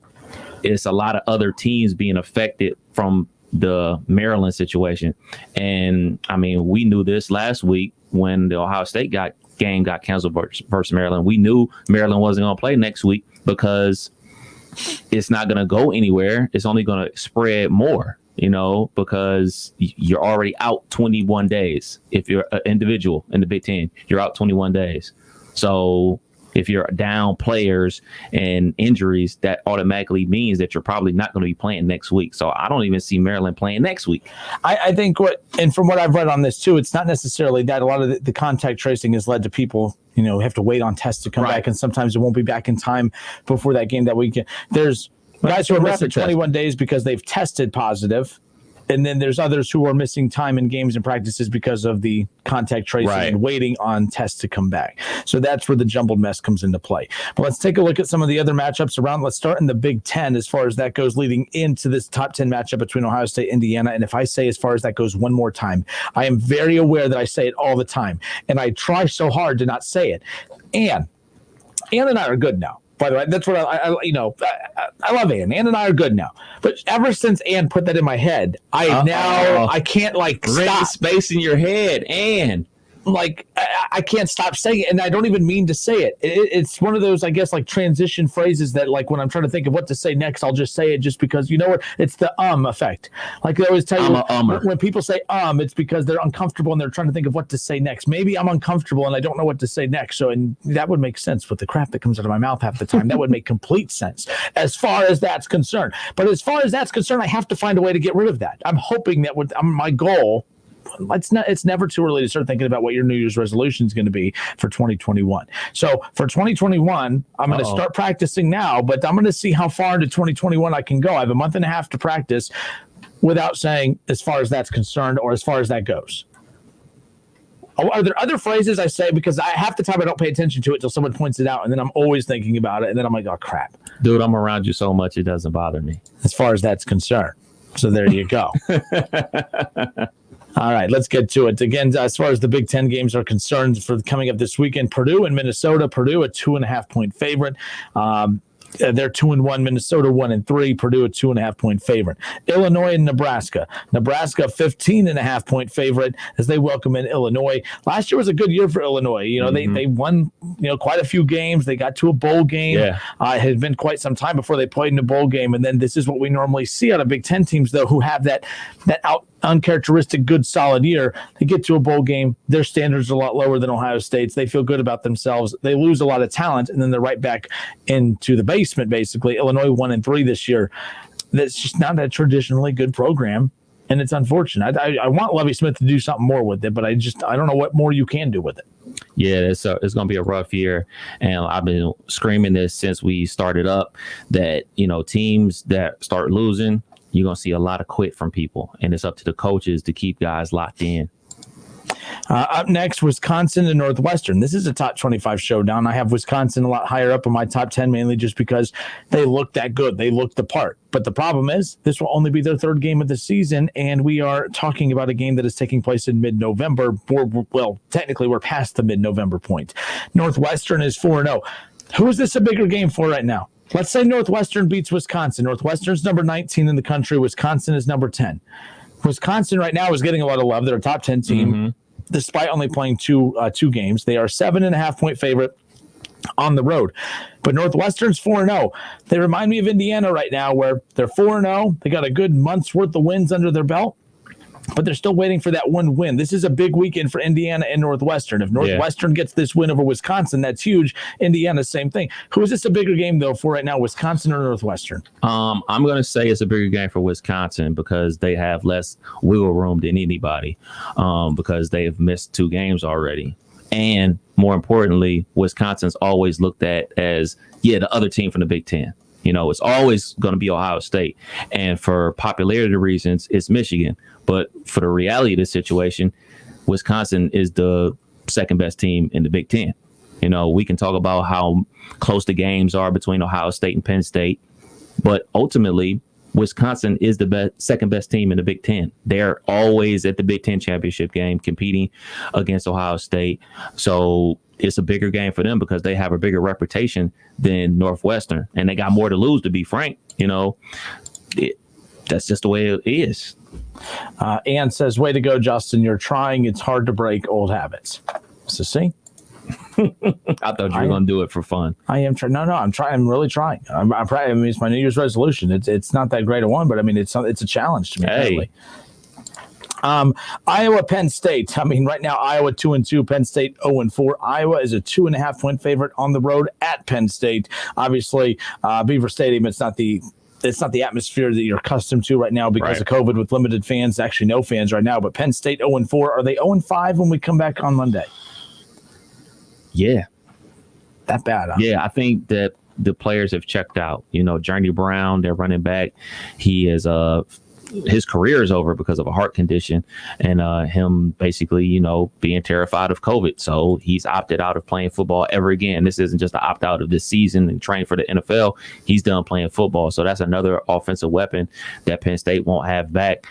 Penn State guys, from my point of view, I think they've checked out on this season. All right, it's the Justin Kinner Show with Kev Nash here on 1410 ESPN Radio. One more matchup that we'll discuss before getting to our conversation with Zach Osterman with the Indy Star to preview Ohio State and Indiana coming up, a top 10 battle out of the Big Ten. Michigan, Rutgers. Let's go to the basement, shall we? A battle of 1-3 teams. There's no line on this one, which is interesting. I'm sure there is a line, but as far as on the ESPN website, there is no line. I would have to assume Michigan's favored. They should win this game. Do they win this game by one possession or more? Why should they win? I just think they have more talent. There's no reason why you should be losing to Rutgers. You're Jim Harbaugh. You don't get to lose to Rutgers even on a down year. Sorry, you don't. Make $9 million a year. You do not, even on a bad year, you do not get to be worse than Maryland or than Rutgers, period. So based off of the eyeball test, I say Rutgers wins this game just based off the eyeball test, based off of check-in of the players, because you look at that game against Wisconsin last week, the players totally checked out. Now, I'm really not going to bash a lot of coaches for players checking out. This is a very difficult year for everybody.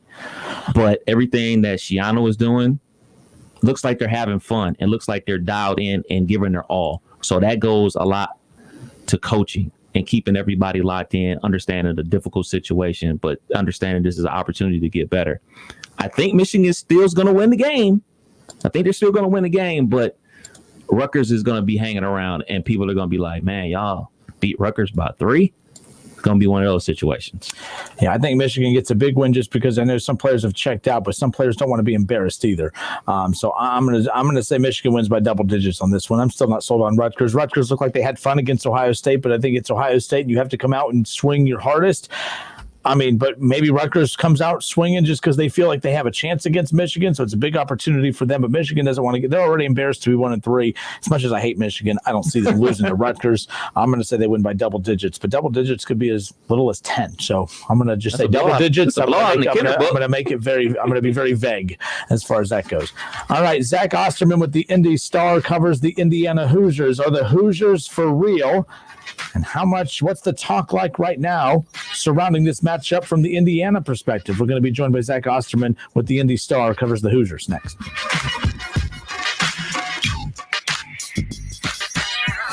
It's the Justin Kinner Show with Kev Nash on 1410 ESPN Radio. ESPN 1410 Wing AM weather.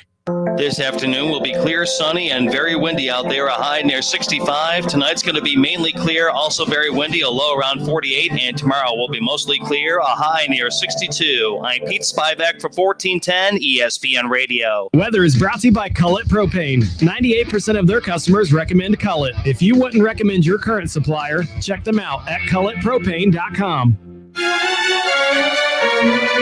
Whenever you're feeling good and hungry, it's Skyline time. Gather together with friends and family. It's Skyline time. My go-to order at Skyline is 3 cheese conies all the way. You can't beat that combination of flavors. When I get that coney craving, I know it's Skyline time. Skyline.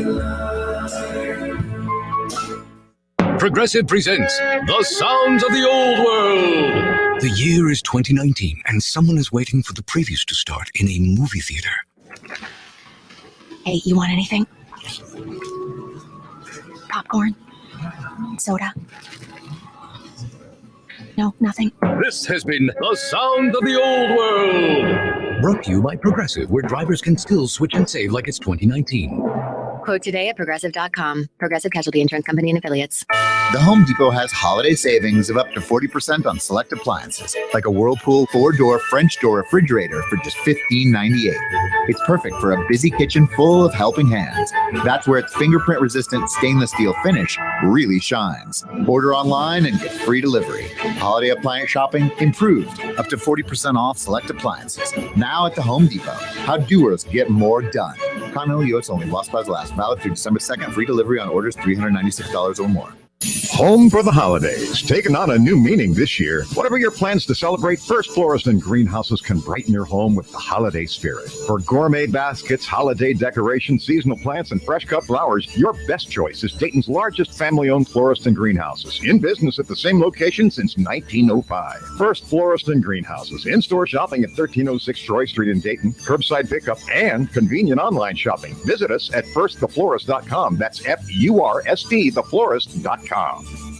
Fall is here. Rob's Beer Barn is stocked with seasonal refreshments, and holiday beers have arrived, and they're going fast. Rob's Beer Barn has you covered for all your family plans this holiday season. At Rob's, you can find all of the ice-cold refreshments you'll need. Craft, imported, local, and seasonal beers, fine wine, snacks, and ice. Rob's has it all. And for last-minute items, you can call, walk in, or drive through. Stop in and visit Rob's and stock up today. Rob's Beer Barn on Indian Ripple Road at Garce, just a mile east of the Green. Rob's Beer Barn.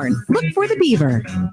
Fever is a leading symptom of the coronavirus, so take your temperature twice a day with the Exergen Temporal Scanner. It's quick and easy to use, and its accuracy is backed by more than 80 clinical studies. Have your family start and end their day with the only home thermometer used and recommended by hospitals, doctors, and nurses. Your family can take their temperatures in seconds to know where they stand in the fight against COVID-19. Protect your family from the spread of this deadly disease and stay safe with Exergen. It's Menard's last 11% rebate sale of 2020. And we have what you need to keep your home safe. Kidde is the leader in smoke alarms, carbon monoxide alarms, and fire extinguishers. Get peace of mind and save 11% on all Kidde home safety products. Stop into Menard's for the last 11% rebate sale of 2020. Savings are good until November 25th. Savings are mail-in rebates. Some exclusions apply. See store for details. Save big money at Menards. Listen to this radio station on the radio.com app. Discover and enjoy your favorite music, news, and talk radio from live stations across the country. Listen anywhere on all mobile and home devices with the radio.com app. Cleveland State women's basketball coach Chris Kilsmeyer, COVID survivor. I was fatigued, just like every other basketball coach in March. I didn't think about getting sick. I woke up one night with the worst pains and chills I'd ever experienced.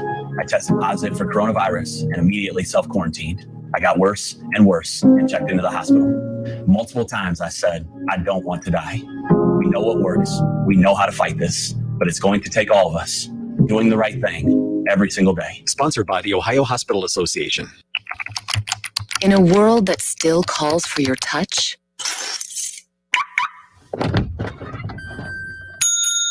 the U by Moen Smart Faucet answers without it. Moen, wash my hands.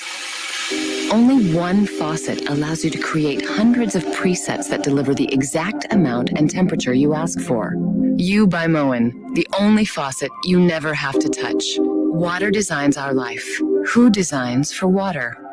Before you drive the all-new Nissan Rogue, you gotta ask yourself, how rogue are you gonna go? We talking find your spirit animal in the desert rogue? Build an igloo in the middle of nowhere rogue? Or take the long way home just because kind of rogue? Just a question, but with 5 available drive modes, you're sure to find the answer.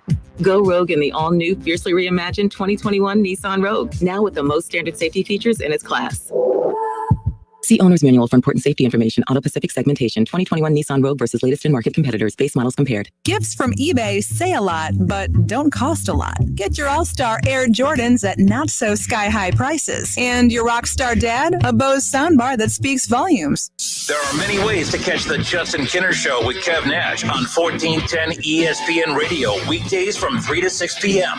You can catch it live right here on 1410 Wing AM, or you can stream the show at wingam.com. But now we have another way that you can take in the show. You can now watch the Justin Kinner Show with Kev Nash live on ESPN Dayton's Facebook page. Listen, stream, watch. It's the Justin Kinner Show with Kev Nash, weekdays from 3 to 6 p.m. on 1410 ESPN Radio. On Twitter, make sure to give us a follow. Search 1410 Kinner for Justin Kinner on Twitter. That's 1410 KINNER, and ESPN Dayton for the station Twitter handle.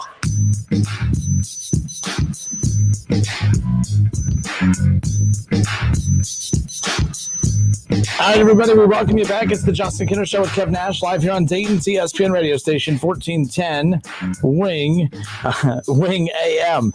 Zach, don't worry, we did not catch that. We're all good. Right now, we're going to talk a little Ohio State, Indiana. I can't believe I'm saying it's Indiana week. That just sounds weird. We're getting jacked up for Indiana, but it's Indiana week. It's a top 10 showdown between the Ohio State Buckeyes, number 3, and the number 9 Indiana Hoosiers. And joining us now, Zach Osterman with the Indy Star, covers Indiana Hoosiers athletics. Zach, welcome in, sir. How are you? Hey, thanks for having me. And we didn't catch that, by the way, so we're good. Everything's good. So good. I'm trouble navigating a roundabout there. I'm the same way. No issues. Hey, so it's Indiana week. At least that's what we're saying over here. It's kind of strange getting pumped up for Ohio State, Indiana, but here we are. And I know this sounds like a very simplistic question, but right off the bat, is Indiana for real? How for real is this Indiana team? You know, I think certainly for real in the sense that I think they deserve all the wins they've got so far. I think, you know, there's a very real chance that they're the second best team in the East. Obviously, you know, you're interested if the Maryland game does happen next week. You're not just interested, of course, in this result, but also potentially in Indiana, Maryland next week. And the other thing I'd point to is, you know, this is an Indiana team that won 8 games last year.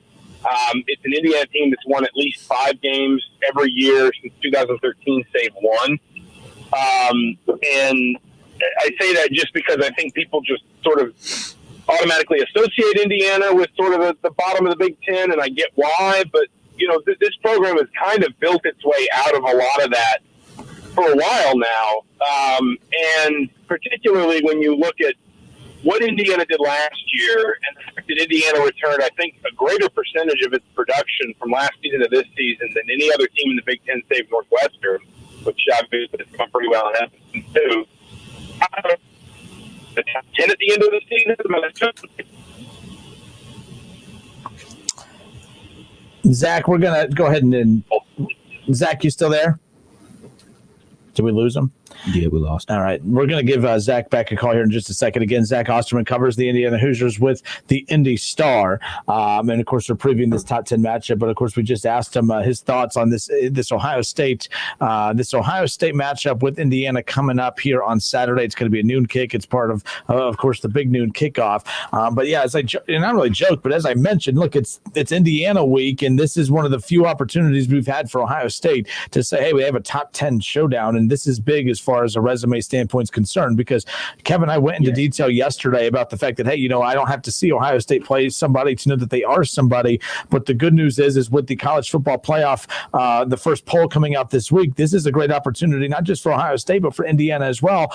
Something that we've talked about is, hey, Indiana, you don't even have to win this game to really impress people. If you even compete with Ohio State and keep this within a possession or two, that's really going to get people's attention. But we got him back on? Yes, sir. All right, let's go back to Zach Osterman with the Indy Stars. Sorry about that, Zach. We welcome you back. But we had asked about, is this Indiana team for real? I'll let you pick up where you left off. Yeah, I know. I don't know exactly where you lost me, but I think that the big thing for me is this is a team that won 8 games last season. It's a team that returned just a ton of production. A lot of guys, it's worth saying, a lot of juniors and seniors who played since they were young. So a lot of guys that have played a lot of football. And, it's kind of the only real stone that Indiana left unturned last season was winning 1 or 2 of these games, the Michigans, the Penn State, the Ohio State. Now, of course, I get why people look at a Michigan right now or a Penn State win and say, well, does that mean as much as it would in a normal year? I get that. But I think the counter is at Indiana, the answer is still probably yes. And I think that, to your point about Indiana's sort of national perception, I don't think you're wrong that Indiana could, potentially lose this game close and people come out of it saying, actually, that's reflective of how good Ohio State is and maybe should be reflective of how good Indiana is as well.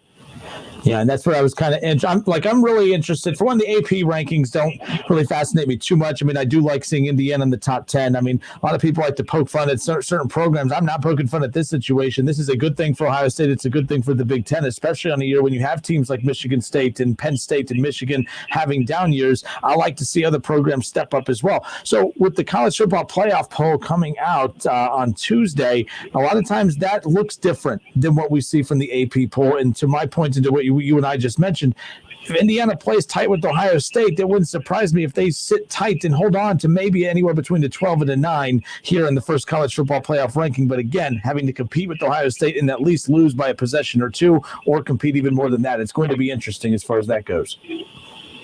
Definitely, and I mean, we can talk about keys to the game and things like that. I just think the biggest thing for Indiana, like maybe the first thing I'd be looking at from a critical perspective with Indiana is just how they handle the moment. They've handled every other moment. That people have asked, how would they handle a big game to open the season against Penn State? How would they handle what on paper looked like a tough start with Penn State, Michigan, and Michigan State all in the first 4 games? How would they handle it once, they won one of those games and the attention started coming and the rankings and things like that?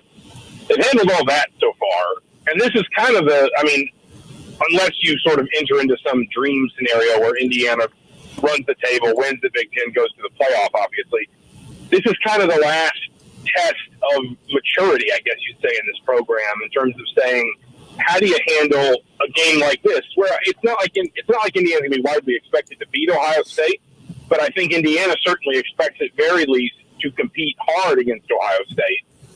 Okay, here is basically the biggest stage in college football that, outside the playoff. How do you manage that? I think that's a question for Indiana this week. The whole offense is built around Michael Penix Jr., and he has a lot of weapons to play with. How does a kid from Tampa, Florida, end up at Indiana? Well, you can ask like the 15 of them that are on roster because Indiana's got a ton of Tampa kids. You know, the truth is, Tom Allen actually started his coaching career as a high school coach down in Tampa. He spent, I think, about 5 years there, then came back to Indiana where he's from, spent some time coaching high schools in Indiana before he went into small college coaching and just kind of worked his way up. And obviously he spent another year back in Tampa at South Florida before he came to IU as defensive coordinator. And really, I just think it's been the ability to hold on to those relationships. And when you've got coaches in that, the number of, you know, really good schools and, you know, people who don't know Tampa high school football, you know, Indiana's got a lot of kids from Plant, a couple kids from Armwood, some of the better high schools in the Tampa area. When you hold on to those relationships, you know, this can be the result, especially when maybe you're going to Florida and sort of saying, okay, we know we're not going to take away the kids that Florida wants, or maybe not take away the kids Miami wants, or, you know, the Auburns, the Alabamas, the Georgias, but there's still so much talent in Florida that if we're smart with our evaluations and we trust the people that are kind of relaying the information to us, we can still find, you know, not just a Michael Penix, he's a big piece of it, but a Watt Failure, a Jamar Johnson. Mm-hmm. You know, you can throw in, I mean, again, I believe about a dozen. Indiana's got 20-plus kids on roster from Florida, and I believe about a dozen of them from the immediate Tampa area. Wow. And it's just sort of it's something that you've got to have in a program like this because you're not going to be able to just knock on any door and open any door. If you're Indiana, you obviously always want to have some sort of in-state recruiting presence. You want to be able to recruit your immediate footprint, Ohio, Michigan, Illinois. But you've also got to be able to establish, you know, the word pipeline is probably a little overused, but establish areas of the country where you can go in and you've got a little bit more cachet and you've got good contacts and good relationships. The other big one for Indiana right now is West Tennessee and the Memphis area. And obviously Florida's been very, very good to IU in terms of the way this roster was constructed, not least Michael Penix. And I want to talk about that defense. They're living off of turnovers. You know, the DBs, McMillan and Williams, both have multiple interceptions on the season. Like when I was watching that Michigan game, they had them totally confused. Not only the quarterback position was confused, but the wide receivers were confused, dealing with them with that press coverage and then them dropping in the zone, blitzing off the edge. Talk about the defense that Indiana brings to the table. Yeah, this is pretty much what Tom Allen envisioned when he came to Indiana defensively. You know, even from his first days as defensive coordinator, there weren't a lot of moments where he was saying, you know, we're going to shut teams down, we're going to just smother teams in terms of yardage and things like that. But he said he wanted an active defense, an aggressive defense, and a defense that forced a lot of turnovers.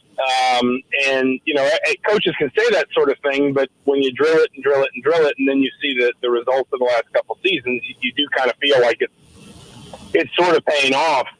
For Tom Allen and defensive coordinator Kane Womack at this point. And you talk about that secondary in particular, that's kind of where it all starts for Indiana because you're right. They'll play man and zone. They'll switch between them with impunity. They don't, you know, it's not a situation where they play one or the other to hide certain players. I mean, they're confident in either one. They'll mix them up.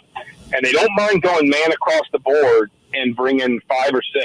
I mean, you know, they do not mind even against the Michigans, even against the Penn State, basically just saying maybe single high safety, everybody else in man-to-man coverage, and we'll bring both linebackers and just see if the quarterback can handle the pressure.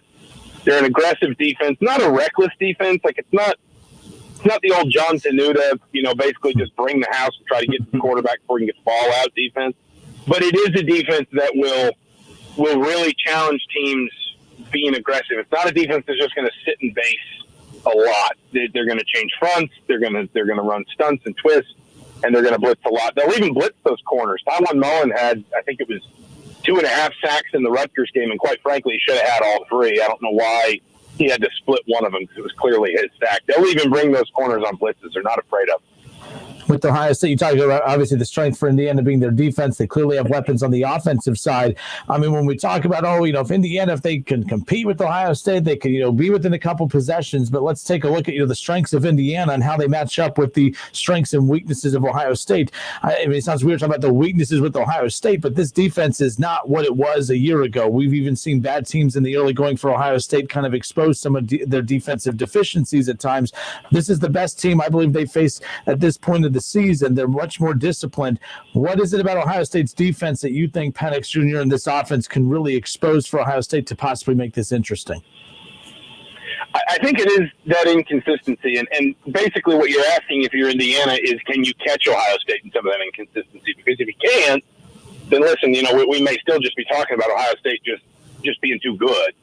But I think, there has been, as you said, maybe those moments when things just kind of lulled a little bit for Ohio State, particularly at least in what I've seen, and admittedly I've not seen, it's not like I've broken down all of Ohio State's game film, but particularly a little bit in pass coverage. And listen, this is an Indiana team that's going to pass the ball. Like, they're not – if Stevie Scott comes out ripping off 7 yards a carry, sure, they'll keep running the ball. And a run game that at least kind of moves the offense forward is always going to be important for them.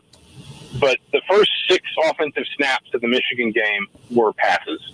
Mm-hmm. And Indiana never got away from that until the very end of the game, when I think 17 of the last 18 were runs to put the game away. The point is, Indiana knows where it's going to win this game, and that's going to be on the arm of Michael Penix. It's going to be on the ability to utilize kind of really all the field. I mean, Penix can make those far sideline throws. Obviously, they'll do some pre-snap motion. They're not quite as much of a screen-happy team as they were a year ago, but they'll still throw it in there. They've got, Ty Freifogel working the sidelines, Peyton Hendershot over the middle. They've got some kind of secondary receivers that Penix really likes and is connected well with at times. They'll make you defend just about every throw, and if they can protect Michael Penix well enough to pull it off, don't be surprised if he throws the ball 50, even 55 times Saturday. Indiana knows where it's going to win a game like this, and that's going to be through the air. Ohio State, I hate to say, struggles with the run. It's just not as sexy as what it used to be. Like, I think we're spoiled here. We start talking about how bad the run game is. It's not bad. Ryan Day had to remind the media this past week that they still rushed for over 200 yards their last game, that we were talking about how average the run game looked. He goes, we rushed for over 200 yards. Our run game is fine. It just doesn't look as flashy. How's Indiana's defense against the run? Actually very good, and I think that really, if you kind of want to talk about where Indiana's defense has progressed the last couple years, because it took a really big step back in 2018. They graduated a really impactful senior class, and they had to play a lot of young guys. Frankly, a lot of the guys that are playing now were playing then. They were just freshmen and sophomores instead of juniors and seniors. But kind of one of the first big marker points that you could kind of trace the improvement of Indiana's defense kind of, rebounding from 2018 was stopping the big gash run plays, the explosive run plays. And I'm not talking about the 45, 55 yard. I'm talking about not giving up 8 yards on first down, not giving up, not having a drive where you give up 3 runs of 12 yards or more and you just keep getting gashed over and over again. That really what Indiana's done against the run is they've allowed teams to run on them at times, and it's worth pointing out Sean Clifford has had a lot of success running against them the last 2 years. So if you look at a quarterback like Justin Fields, who of course is very efficient in the pocket, but can also get out in the open field and run, that's something I think Indiana has to be concerned about, obviously. But in terms of kind of the between the tackles running, the more traditional side of the run game, what Indiana's been good at the last year and a half basically is not allowing itself to just get kind of completely put on its heels by the run game. So Ohio State, I expect to get some yards. I expect Ohio State to be in the plus in the run pretty consistently. But it's a question for Indiana of, can Indiana keep Ohio State in 2nd and 7, 3rd and 6, that sort of situation, rather than just constantly facing 2nd and short or 3rd and short and just getting rocked back again and again and again. All right, good stuff. You have Zach Osterman with the Indy Star, good enough to join us here on a preview. Ohio State, Indiana, top 10 showdown coming up on Saturday, a noon kickoff. And, of course, all the coverage begins at 10:30 right here on Dayton's Home of the Buckeyes, 1410 ESPN Radio. Zach, send us out with this just because I just got this sent in to me wanting to ask about Archie Miller and the Flyers. For one, how is their season shaping up? And when you see a program like UD have the success that they had this previous year, with the optics being that Archie left because he felt that couldn't be accomplished here, does that up the pressure on him heading into this season with Indiana with what UD just did this past season? I think to the first point, they're shaping up to be good. They've still got some questions. I think there's still questions about how good they can be behind the 3-point line. That's been an issue pretty much since he made the move to IU. And they're going to have to stay healthy in a couple spots. Not that they've got injury-prone guys, but just, like any basketball team, there's a couple players that if they get hurt for a long period, there's really no replacing them. The other thing is the Big Ten's just really tough this year. I mean, Indiana, I think, was picked to finish 8th in the Big Ten, and yet they're 26th in Ken Palm's preseason, rankings. They're in the top 30. So that gives you kind of an idea of just where I think the country sees the Big Ten as much as anything else right now. To be honest, the expectations thing, I don't know how. Basically, I think Indiana is always going to be a place where expectations are high no matter what's going on anywhere else. Of course, I'm sure there are some fans looking at it and saying, well, look at what Archie Miller left behind at Dayton. Why can't you replicate that here, or whatever you want to say? But truthfully, I think especially given, and I strongly believe he would have made the tournament last year had everything not gotten shut down. But given the fact that it's year 4 and he hasn't been able to kind of hang an NCAA tournament appearance on his resume yet, I don't think anybody's going to be starved for expectation and pressure around here. That's just the nature of a place like IU. All right, well, good stuff. We could dive more into that further into the hoop season. I appreciate you giving us time here this afternoon. Zach, thanks so much. You take care. Stay safe. Absolutely. You too. Thanks so much for having me. All right, there he is, Zach Osterman with the Indy Star again. We usually have him on throughout the basketball season. I've never felt the itch to preview an Ohio State-Indiana football matchup. But no, I like Zach. He does a great job. But no, it's interesting. Like Archie, the optics where he left UD because the things that Anthony Grant just accomplished. Well, the optics were, the perception was that Archie left because he felt he couldn't do that here. Hey, on your face, buddy. Well, I agreed with it.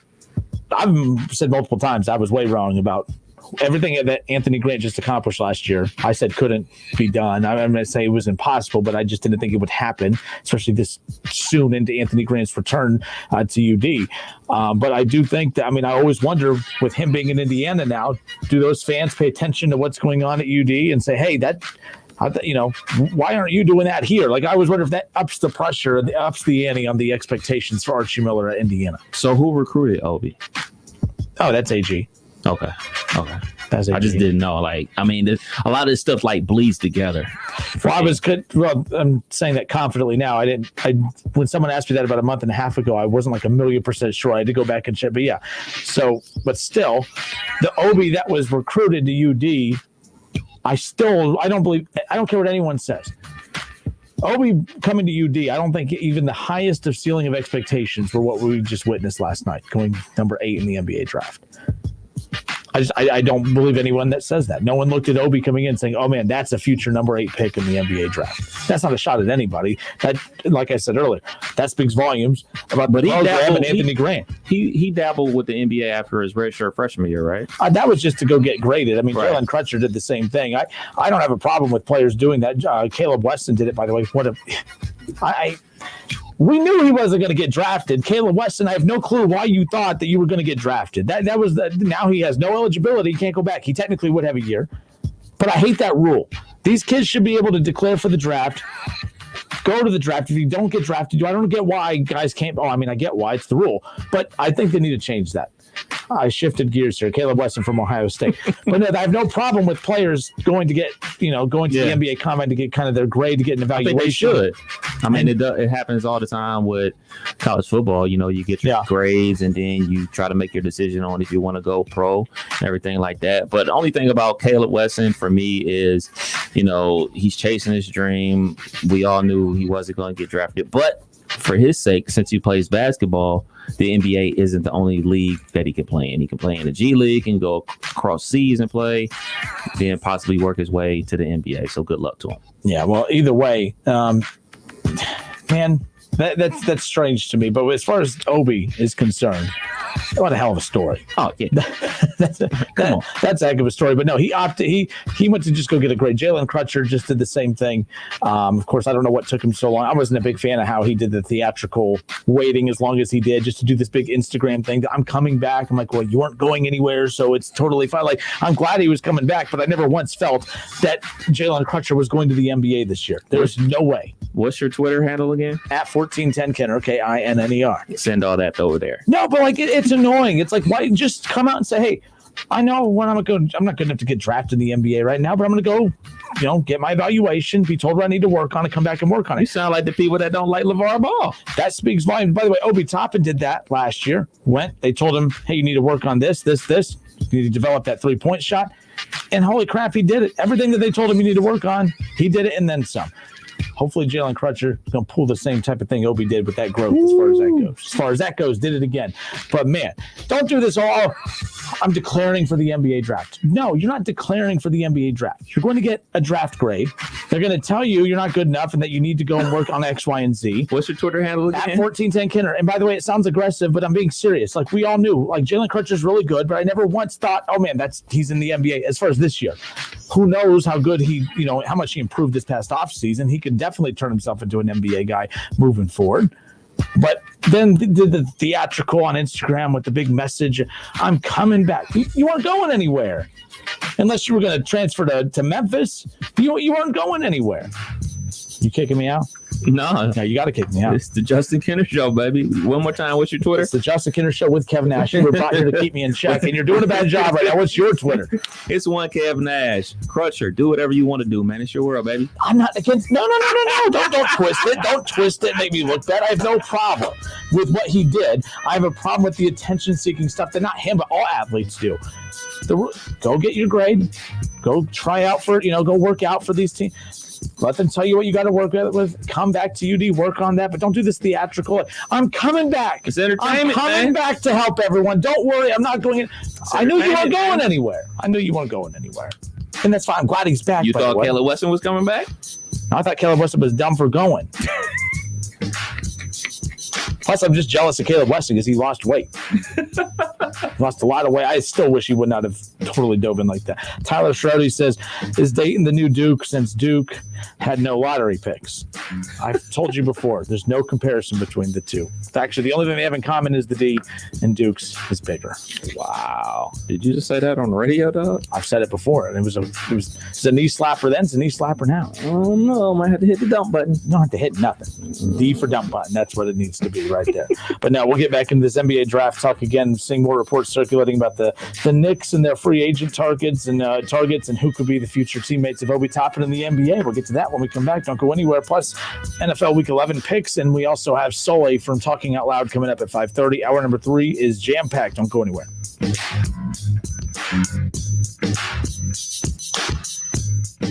It's the Justin Kinner Show with Kev Nash. Justin, you're awesome, baby. Right here on 1410 ESPN Radio. Progressive presents The Sounds of the Old World. The year is 2019, and someone is waiting for the previews to start in a movie theater. Hey, you want anything? Popcorn? Soda? No, nothing. This has been The Sounds of the Old World. Brought to you by Progressive, where drivers can still switch and save like it's 2019. Quote today at Progressive.com. Progressive Casualty Insurance Company and Affiliates. The Home Depot has holiday savings of up to 40% on select appliances, like a Whirlpool 4-door French door refrigerator for just $15.98. It's perfect for a busy kitchen full of helping hands. That's where its fingerprint-resistant stainless steel finish really shines. Order online and get free delivery. Holiday appliance shopping improved, up to 40% off select appliances. Now at the Home Depot. How doers get more done. Continental U.S. only. While supplies last. Valid through December 2nd. Free delivery on orders $396 or more. Try Vicks VapoCool Drops in Honey Lemon Chill for a fast-acting relief of Honey Lemon. Not to mention a soothing chill. So remember, Vicks VapoCool Drops are Honey Lemon and Honey Lemon. Honey Lemon. Yeah, Honey Lemon Chill. Get fast-acting relief with Vicks VapoCool Drops in Honey Lemon Chill. Use as directed. In a world that still calls for your touch,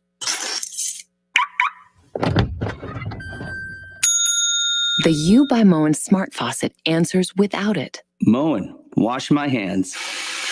Only one faucet allows you to create hundreds of presets that deliver the exact amount and temperature you ask for. U by Moen, the only faucet you never have to touch. Water designs our life. Who designs for water? Guys, waking up over and over to pee is not okay. But now, you can reduce those nighttime bathroom trips with the ingredients in Super Beta Prostate P3 Advanced. We're talking about less urges to pee at night, less bathroom trips during the day, and better bladder emptying. It's like taking 3 prostate supplements in one. You can try a full 30-day bottle of P3 Advanced. Free. Just cover shipping and handling, and a free bottle will be conveniently shipped to your door. No strings attached and no commitments to buy. Call 1-800-491-3436. Super Beta Prostate is the best-selling brand in major retailers like Walmart. But for this no strings attached free bottle, you must call now. Call 1-800-491-3436. Agents are standing by to take your call for this unprecedented free offer. Call 1-800-491-3436. 1-800-491-3436. For the one standing guard. For the eagle-eyed. For the knights in shining armor. And for all those who support them. We are Grainger, your experienced safety partner, offering supplies and solutions for every industry, committed to helping keep your facilities safe and your people safer. Call, click Grainger.com/safety, or just stop by. Grainger, for the ones who get it done. Get in the zone, AutoZone. Welcome to AutoZone. What are you working on today? Taking on that next oil change yourself is a great idea. We can help you get started. Right now, you can get 5 quarts of Castrol Edge full synthetic motor oil and an STP extended life oil filter for just $31.99. You can even get it all fast your way with our next day delivery or free same-day store pickup. Getting the job done just got easier. Restrictions and details at AutoZone.com. Get in the zone, AutoZone. Friggin' chicken chunks, friggin' chicken chunks, friggin' chicken chunks, friggin' chicken chunks. $29.99 gets you 4 pounds of friggin' chicken chunks. Don't forget the 4 sauces too. Don't forget the 4 sauces too. 4 sauces too. 4 sauces too. 4 sauces too. Friggin' chicken chunks. Ring in the season with 4 pounds of frickin' chicken chunks. Buy a $25 Frickers gift card and get 5 frickin' bonus bucks free. The ho-ho home for fun, food, sports, and spirits is Frickers. Friggin' chicken chunks, 4 sauces too. Friggin' chicken chunks, 4 friggin' pounds, friggin' chicken chunks. Right now, Allstate has almost as many ways to save as there are types of music. Save for being a new customer. Save for driving safely. Save for driving less with pay-per-mile insurance. Visit Allstate.com or contact your local agent to get a quote. Find out how much you can save today. Allstate. Now that should be music to your ears. Not available in every state. Savings based on early signing, discount drive-bys, and mile wise. Savings vary based on how you buy. Subject to terms and conditions. Allstate Fire and Casualty Insurance Company and affiliates, Northbrook, Illinois. I like a bed that's really firm. I need something a little softer. Rest easy with the new Sleep Number 360 smart bed. You can both adjust your comfort with your Sleep Number setting. Will it help with her snoring? I snore. Does Rudolph have a red nose? Yes, it can be gently raised on either side to help relieve snoring. So you can really promise better sleep. Not promise, prove. Proven quality sleep is life-changing sleep. And now, during the Ultimate Sleep Number event, save 50% on the Sleep Number 360 limited edition smart bed, only for a limited time. To learn more, go to sleepnumber.com. Javier's Auto Body is colliding with a shortage of licensed techs. That 2017 is waiting on a clear coat, that 09 needs its left rear sanded, pounded, and painted, and the guy over there is waiting on an estimate. It's time to hire. I need Indeed. Indeed you do. The moment you sponsor a job on Indeed, you get a short list of quality candidates from our resume database. Indeed delivers 2.5 times more hires than the other branded job sites combined, according to Breezy HR 2019. Visit Indeed.com/credit and get a $75 credit for your first job post. Terms and conditions apply. Try Canada Dry Bold Ginger with an extra kick of real ginger taste that blow the butterscotch out of your grandma's bowl. Canada Dry Bold Ginger, not your grandma's ginger ale. All those mouths to feed. So many different cravings. In a world filled with endless dinner options, lives a family ravaged by hunger. The answer lies with one man. No, not just a man, a king, a pizza king. Get a large Casano's Deluxe Pizza for $15.99 or a large pepperoni for just $12.99. Call 294-KING and see for yourself why the proof is in the taste. Pizza King. Making Moves is brought to you by LinkedIn Jobs.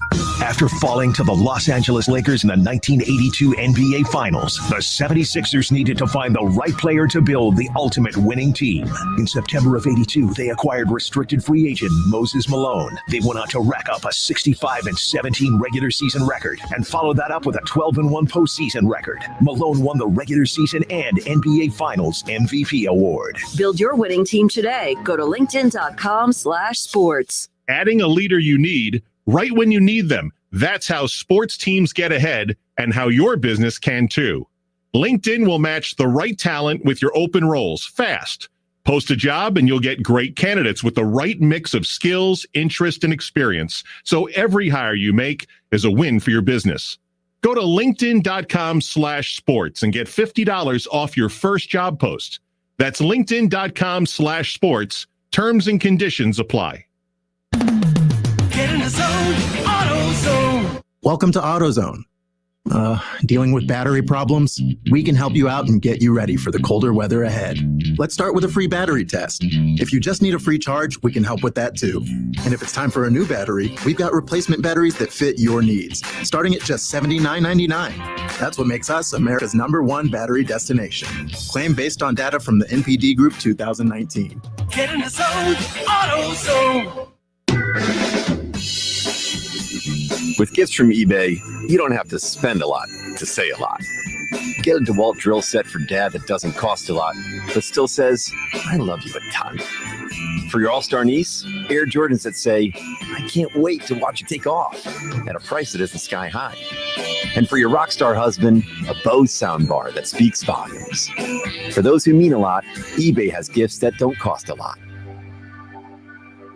Staples has great deals on the hottest brands and must-have gifts for working or learning from home. Shop in-store or pick up curbside at most stores and save big at Staples.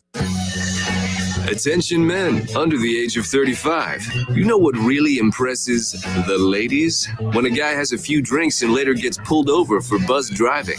That could cost you around $10,000 in fines, legal fees, and increased insurance rates. There goes let's grab dinner and a movie. Oh, I know. You drive more carefully when you're buzzed. You've proven that hundreds of times. A woman admires that kind of confidence. And you've practiced how to speak if a cop does pull you over. Slowly, clearly, and politely like, good evening, officer. A woman admires that kind of foresight. And what woman doesn't find it adorable that you call it buzzed even though the law calls it drunk? You can kiss $10,000 goodbye, along with any chance of having a girlfriend. Because nothing says, I'm a catch, more than a guy who lives in his parents' basement and calls it my place. Buzzed, busted, and broke. Because buzz driving is drunk driving. A message from the National Highway Traffic Safety Administration and the Ad Council. NFL fans, the season is finally here. Get your picks submitted at wingam.com. Click on contest and enter the Pro Football Challenge.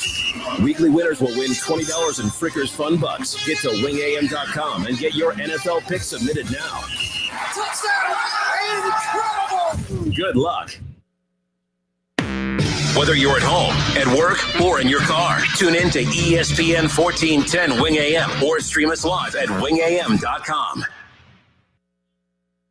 We are Dayton's home of the Ohio State Buckeyes. And into the end zone goes Chris Olave. KJ Hill, 6-yard touchdown catch. Right sideline and down he goes to the end zone. WING 1410 Dayton's ESPN Radio. It's the Justin Kinner Show, live here on ESPN Dayton, 1410 Wing AM. Tweet the show at 1410 Kinner or give us a call at 457-9464. We now send you to the Wing Studios in Kettering. Here's your host, Justin Kinner.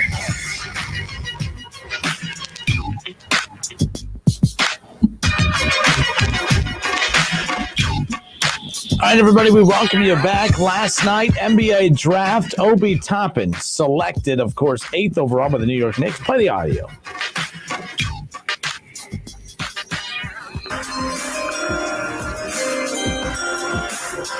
With the 8th pick in the 2020 NBA draft, the New York Knicks select Obi Toppin from Dayton University.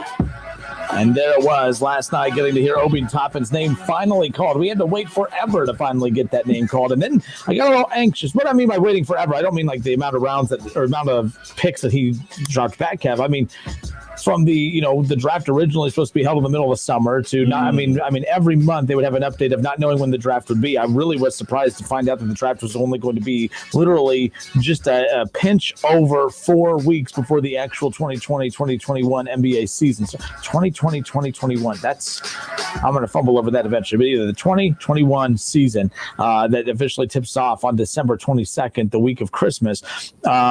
They have 4 weeks. Obi Toppin and the rest of the 2020 rookie draft class has 4 weeks to hit the ground running and try to establish as much team chemistry as possible in that amount of time. That's why the Knicks, they can't waste any time. Go get a point guard. Go get Van Vliet. Go get Westbrook. Whoever it is. I know you don't really want them to get Westbrook, but whoever it is, it doesn't matter who they get. Go get them.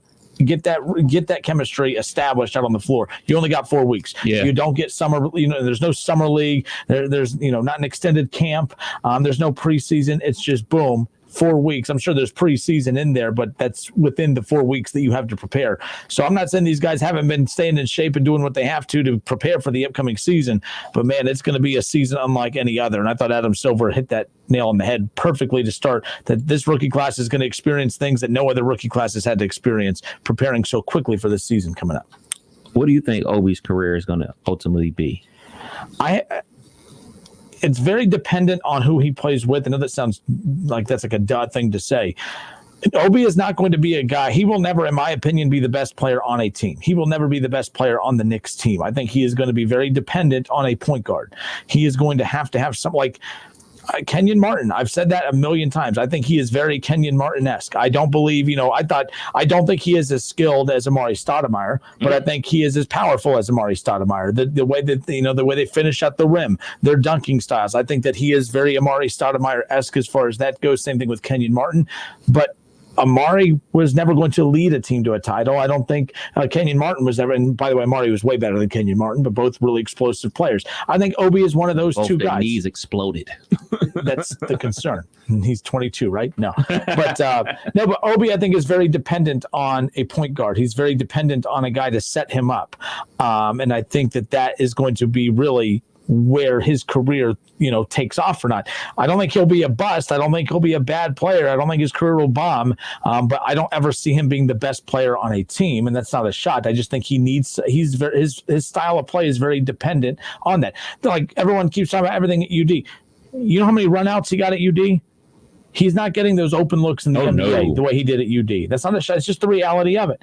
The best time, he played real well in the half court alongside Jalen Crutcher. Yeah.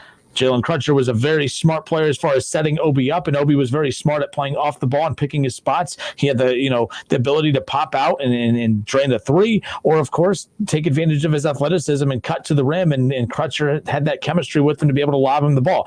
That he has to establish that. That's why I think these next 4 weeks are the most important 4 weeks in Obi's career, because he has to find someone, a ball handler on that team, to establish some kind of chemistry with. I just don't see him ever being the best player on the Knicks team. He's going to have a guard, Van Vliet, to be able to set him up, in my opinion. Let me run down some names for you, and you tell me what they all have in common. Evan Turner, Jimmy Fredette, Anthony Davis, Trey Burke, Doug McDermott, Frank Kaminsky, Buddy Hield. Oh, Frank Kaminsky. Yeah, Frank the Tank. Frank Mason, Jalen Brunson, Zion, Obi. What do they all have in common? What do they all have in common? Mm-hmm. I have no idea. Those are the last 10 players to win Naismith Player of the Year in college.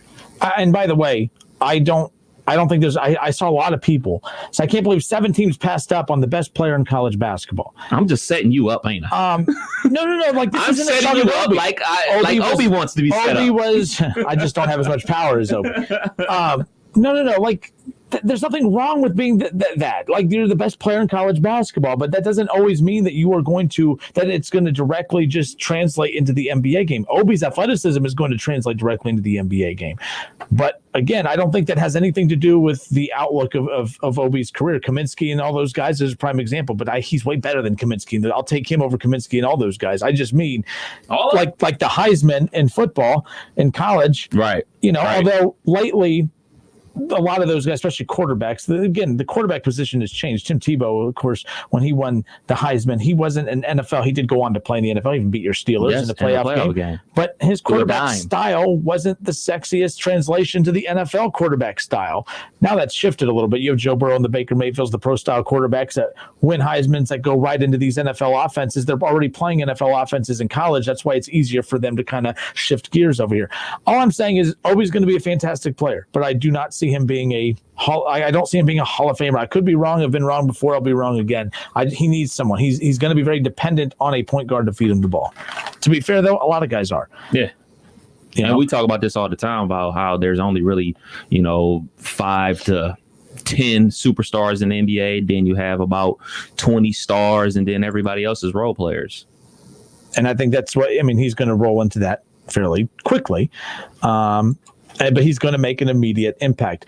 Someone messaged in and saying, that he reminds them of Zion Williamson. No offense. No, I can't go there with that. Look, the one thing that Zion has over Obi is the fact that Zion is a freaking tank that can back anyone in the NBA down on the block. Whether they're 7'2" or 6'8", or Zion is going to be able to back him down because he's just pure power. He's literally a freaking tank. Obi's not a tank, but he's powerful as all get out. But as far as expectations for this year, I really don't know. Is he going to average more than 10 a game? Let me ask you, is averaging more than 10 a game? Yes. I don't think so. I think he's going to be right around 8 or 9, which is, I'm splitting hairs there. Whatever. 8 to 12 points per game, hopefully in that range. I think he'll be around 12 to 15 points a game. Where are those shots coming from? Are they going to give him that many shots? It's the NBA, man.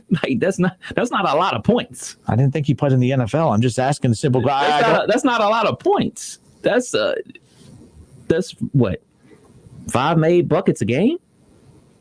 You're expecting him to get fouled. Get Van Vliet, I might jump on board with that. If they get him a quality point guard like that, he's going to be in the 17, 18 points a game. Well, I ain't going that high. I'd say with a good point guard, 12 to 15 a game. Without a good point guard, 7 to 9, 10 being the best a game. Which isn't bad. I'm not even saying anything bad. Rebounds, 7 to 8 a game. Assists, he's a good passer too. I'll say 2 to 3 a game. I ain't looking for him to pass. I'm looking for him to finish. I'm just saying. I'm not worried about him passing the rock. I could care less. I'm worried about him catching and finishing. And those are things that he's going to do with ease. All these other nuances to the game, him consistently hitting the baseline 3 and the 15-footer and pick and pop, all that stuff is going to happen over reps and development of your skills and everything like that. Something that is going to be easy for him is pick and roll, pick and dive to the rim, pick and roll, throw a lob. That's something he can do in his sleep. Those are simple things. I definitely believe he's going to be into that 10 to 12 point range. Yeah, that's fair. And 4 or 5. I want to hear from Flyers fans on this because I'm curious. What is a realistic expectation for Obi? Because I get nervous when I start talking about my expectations for him because I feel like if I don't say that he is going to be Michael Jordan on steroids, that everyone's going to label me a hater. So I have to, make sure. But my real opinion is that I don't see him being a 17 to 18 point per game guy. I see him without a good point guard, as I mentioned, 7, 8, 9 points per game. With the good point guard, I could see him being in that 12 to 15 a game. I don't know. I'm just really weary of the offense of how much it's going to translate to that next game. He's a dunker. He's super athletic. How much is he going to create for himself in the NBA? Who's he taking off the dribble to get these 17, 18 points a game you think he's going to get? How are those points coming in, I guess, Kev, is what I'm asking. Because I don't think he's going to be a deadly 3-point shooter. I think he's going to be capable of knocking him down, but I don't think he'll be drawing up plays from the perimeter. But I also don't think his handles are that good to take anyone off the dribble in the NBA right now. You don't need that in the NBA. This isn't the early 2000s where they're playing a grind-out style defense. This is an up-and-down game. Kelly Oubre from the Suns averaged 19 points a game. Mm-hmm. They're rim runs. They're rim runs. These are rim runs. Montrezl Harrell averaged 18 points a game off the bench. He was only playing 28 minutes a game. 12 to 15 points is not a lot. It's not a lot at all, to be perfectly honest, especially for a rookie. A lot of these guys, especially from the guard position, they get the green light, they can chuck up a ton of shots. But when you're athletic as he is and you're rim running, you're getting high percentage shots. You're not shooting mid-range jumpers and jacking up threes left and right. They're going to be asking, hey, man, get the ball, give it to the guard. You run very fast, get it back, put it in the rim. Those are simple things he can do very easily. Ben Simmons, who can't hit anything, averaged 16 points a game. He's a point guard. He doesn't have to hit anything. Get it to the people that can. But I'm saying that's my point. He scored 16 points, and he doesn't want to score. These things are going to... He doesn't want to score. He just slashes to the bucket. He just takes people off the dribble and goes to the bucket. You don't want to shoot. He doesn't want to shoot threes. That's fine. No, he doesn't want to shoot at all. He doesn't have to shoot when he gets layups. That's what I'm saying. Without the dribble. That's why. But Obi's not a point guard. But He's I'm not saying a guy. He doesn't have the handles of Simmons. A person that doesn't want to shoot is scoring 16 points a game. For a person that's going to rim run, is going to score. Like in the league today, especially a league today where they don't play defense until the last 8 minutes of the fourth quarter if the game's close. Like basically they just let you do whatever you want to do, and then all right, man, let's lock down. This game is close. All right, come on, team defense, let's go. That's the only thing. That's the only time they play defense, unless we're talking about NBA Finals where they actually play defense for the whole game. 457-9464. Let's open it up. What is a realistic stat line expectation for Obi Toppin in the NBA with the Knicks? Right now, let's go to Facebook. David Shaw says, no way he averages 10-plus points per game. I'm not saying that there's no way. I'm just saying that he needs someone that is going to set him up. He's not going to create for himself in the NBA. I just don't see it. Sean Bolin, 20 a game is possible, but he's saying 15 to 18. We're talking about like this year, right? This year. Yeah, 20. Like I'm not going that far, but like look at these guys that average 17 to 18 points a game. They are rim runners. They are not asked to create for themselves. They're going to be doing it off the point guard and off other people. We'll get a point guard that doesn't have a weird name and actually people know who he is. 457-9464. It's the Justin Kinder Show with Kev Nash. We're going to get to Soleil from Talking Out Loud coming up here in a moment. He could jump in on this conversation as well. But Obi Toppin, so we started the show with just the pure excitement level of, you know what? Obi's in the NBA. This is freaking sweet. But now it's going to be, the conversation is going to shift to, okay, well, what's a realistic stat line for him here in the NBA this season? What can we honestly expect? 457-9464. Kev, who we have up first? We got Shaw. Shaw, what's up? Welcome in. Hey, what's up, fellas? Living the dream, man. So you say there's no way Obi averages more than 10. No, I'm going to get crushed for this. I already know that, and I'm prepared for it. But I'm not saying he's going to be a bust, but he's going to be one step above it. I thought he was great at UD. I loved him at UD. I watched him many times at UD Arena. I have serious questions of whether the game translates to the NBA, but I don't know if he translates to the NBA. He's a rim runner, but he wants to leak out. He doesn't want to go down there and bang for rebounds. He doesn't want to play defense. So all those easy points he got at UD, he's not getting in the NBA. He's just not. And like I said last night, I don't know where he plays. He's not a good enough shooter to play a three. He's not big enough and going to be able to bang enough to be a four. So where does he fit in? I have serious questions of where he fits in, where his game fits in. And it has nothing to do with New York. It has nothing to do with where he went. There's been too many examples of guys like him who can dominate in college, but go in the NBA and fizzle out because the game just doesn't translate. He got a lot of easy points because of alley-oops and high-flying theatrics and stuff like that. He was a 39% three-point shooter last year. Yes, but the three-point line moves back in the NBA. And a lot of his three-point shots were right there at the line.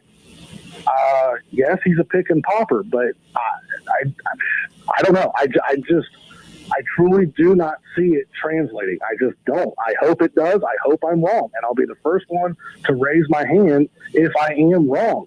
But how many more of these type of players do we have to see go into the NBA and not see it work before we realize, okay, maybe this is the reason. I mean, there's a reason why he dropped to number 8, and it's not just because he's not a point guard. If he was all world like what a lot of people think he is around here, he would have went 1, 2, or 3, and it wouldn't even have been a question.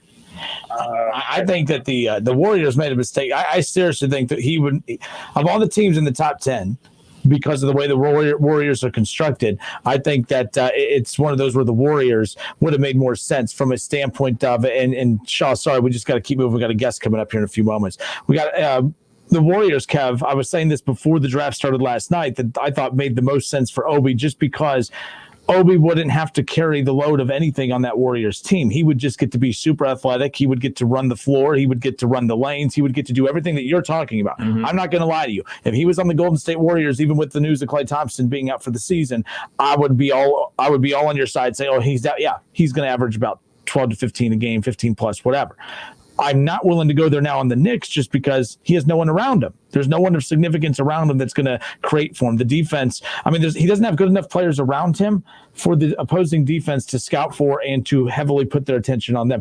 He's one of their best players now. So the defense is right away going to go towards him, which is going to take away some of those easy opportunities. You talk about Olenek and those guys. Those guys are like the fourth and fifth best players on their team, to where the opposing defense isn't drawing up these significant scouting reports of how to take them out of the game. In fact, they're saying, hey, if the Celtics are going to beat us, Olenek's going to get it, or wherever the hell he is now. He's all over the place. Where is he now?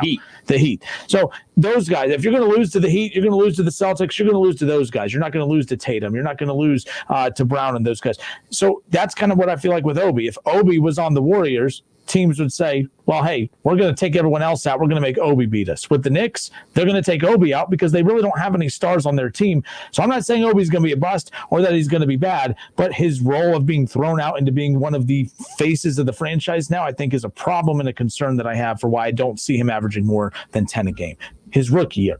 I'm not talking about career outlook. It's just from that perspective. So I feel you, man, but there's a lot of guys in the NBA that play exactly how he plays. Like Christian Wood from the Detroit Pistons. He's about to break the bank. He averaged 13 points a game.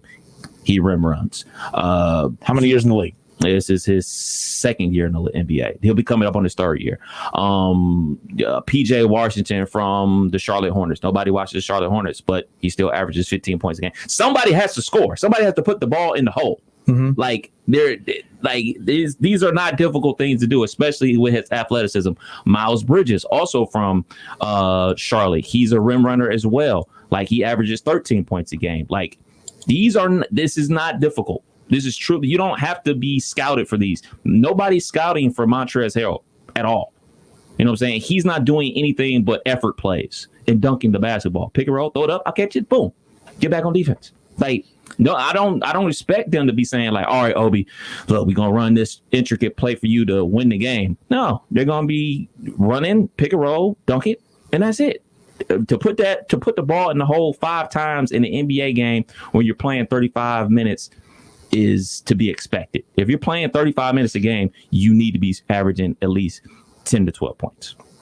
We'll see. That's the typical. We'll see. All right, we got Sully from Talking Out Loud coming up next. We'll talk with him, of course, about the historic night for the Dayton Flyers last night. Again, Obi Toppin selected 8th overall by the New York Knicks. And now that the excitement of, oh my God, he was picked in the top 10. Now we get to have the fun conversation of, well, who is Obi Toppin in the NBA? And that's what we're having. That's the conversation we're having now. We'll pick that up with Sully from Talking Out Loud coming up next. Don't go anywhere. It's the Justin Kinner Show with Kev Nash on 1410 ESPN Radio. ESPN 1410 Wing AM weather. This afternoon will be clear, sunny, and very windy out there. A high near 65. Tonight's going to be mainly clear, also very windy, a low around 48. And tomorrow will be mostly clear, a high near 62. I'm Pete Spivak for 1410 ESPN Radio. Weather is brought to you by Small Engine Service Pros in New Carlisle, your local authorized Hustler mower dealer. Stop in today and see the Hustler Fast Track, the Hustler X1, and the Hustler Super Z. Friggin' chicken chunks, friggin' chicken chunks, friggin' chicken chunks, friggin' chicken chunks. $29.99 each, you 4 pounds of friggin' chicken chunks. You'll get the 4 sauces too. You'll get the 4 sauces too. 4 sauces too. 4 sauces too. 4 sauces too. Friggin' chicken chunks. Ring in the season with 4 pounds of frickin' chicken chunks. Buy a $25 Frickers gift card and get 5 frickin' bonus bucks free. The ho home for fun, food, sports, and spirits is Frickers. Friggin' chicken chunks, 4 sauces too. Friggin' chicken chunks, 4 friggin' pounds, friggin' chicken chunks. In a world that still calls for your touch,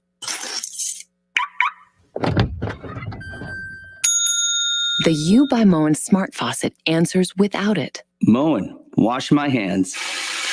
Only one faucet allows you to create hundreds of presets that deliver the exact amount and temperature you ask for. U by Moen, the only faucet you never have to touch. Water designs our life. Who designs for water? Before you drive the all-new Nissan Rogue, you gotta ask yourself, how rogue are you gonna go? We talking find your spirit animal in the desert rogue? Build an igloo in the middle of nowhere rogue? Or take the long way home just because kind of rogue? Just a question, but with 5 available drive modes, you're sure to find the answer. Go rogue in the all-new, fiercely reimagined 2021 Nissan Rogue, now with the most standard safety features in its class. See Owner's Manual for important safety information. Auto Pacific segmentation. 2021 Nissan Rogue versus latest in market competitors. Base models compared. Progressive presents The Sounds of the Old World. The year is 2019, and someone is waiting for the previews to start in a movie theater. Hey, you want anything? Popcorn? Soda? No, nothing. This has been The Sounds of the Old World. Brought to you by Progressive, where drivers can still switch and save like it's 2019. Quote today at Progressive.com. Progressive Casualty Insurance Company and Affiliates. The Home Depot has holiday savings of up to 40% on select appliances, like a Whirlpool 4-door French door refrigerator for just $15.98. It's perfect for a busy kitchen full of helping hands. That's where its fingerprint-resistant stainless steel finish really shines. Order online and get free delivery. Holiday appliance shopping improved, up to 40% off select appliances. Now at the Home Depot. How doers get more done. Continental U.S. only, while supplies last. Valid through December 2nd. Free delivery on orders $396 or more. Some gifts say, I care about you. Some gifts say, I'm going to wow you. This year, one gift says both. It's the new Oral-B IO, the electric toothbrush with the irresistible design that dentists will find irresistible for another reason. It improves oral health by delivering the wow of a professional clean feel at home every single day. This year, give the gift of wow. The Oral-B IO. Oral-B, brush like a pro. Morning. How'd you get in my house, B? Through the air conditioning vent. It's dark in there. Go away. How about some Honey Nut Cheerios? Cheerios. Do I look like a child to you? Honey Nut Cheerios are tasty and can help lower cholesterol as part of a heart-healthy diet. Did you just No. I'm pretty sure I heard a It was my dryer. You might want to get that thing checked out. Have a change of heart. Honey Nut Cheerios. Learn more about Honey Nut Cheerios by picking up a box at your local store. At Meadowbrook at Clayton, our state-of-the-art golf simulators are ready for play. Book your tee times now and get our special rate of $15 per half hour for up to 4 people per simulator. Here's your chance to play some of the great golf courses around the world, including Kiawah Island, Harbor Town, and Spain's Valderrama. Weekday and weekend hours are available, and safe prepackaged snacks and drinks are only steps away. Go online to meadowbrookatclayton.com for details. Everyone is welcome, so call and reserve your times now. The 2021 Honda ATV lineup is here to prove it's possible to work smarter and harder. With the power to get the job done, the technology to make it easier, and tried and tested quality to keep you moving forward, the only thing left to add is you. Then you'll understand how life is better on a Honda. Honda recommends ATVs for riders 16 years and older and recommends that all ATV riders take a training course. Whatever temperatures this winter brings, your Bryant dealer is ready to help. To find your local dealer, visit Bryant.com. That's Bryant.com. Bryant, whatever it takes. He's a former Buckeyes great and now a college football Hall of Famer. And don't forget about his 13 years of NFL experience playing for the Eagles, Dolphins, Jets, and the New England Patriots. He's Dayton's own Keith Byers. Hang out with him every Monday at noon on The Keith Byers Show, presented by Lee's Famous Recipe Chicken. All sports, all the time. This is 1410 ESPN Radio.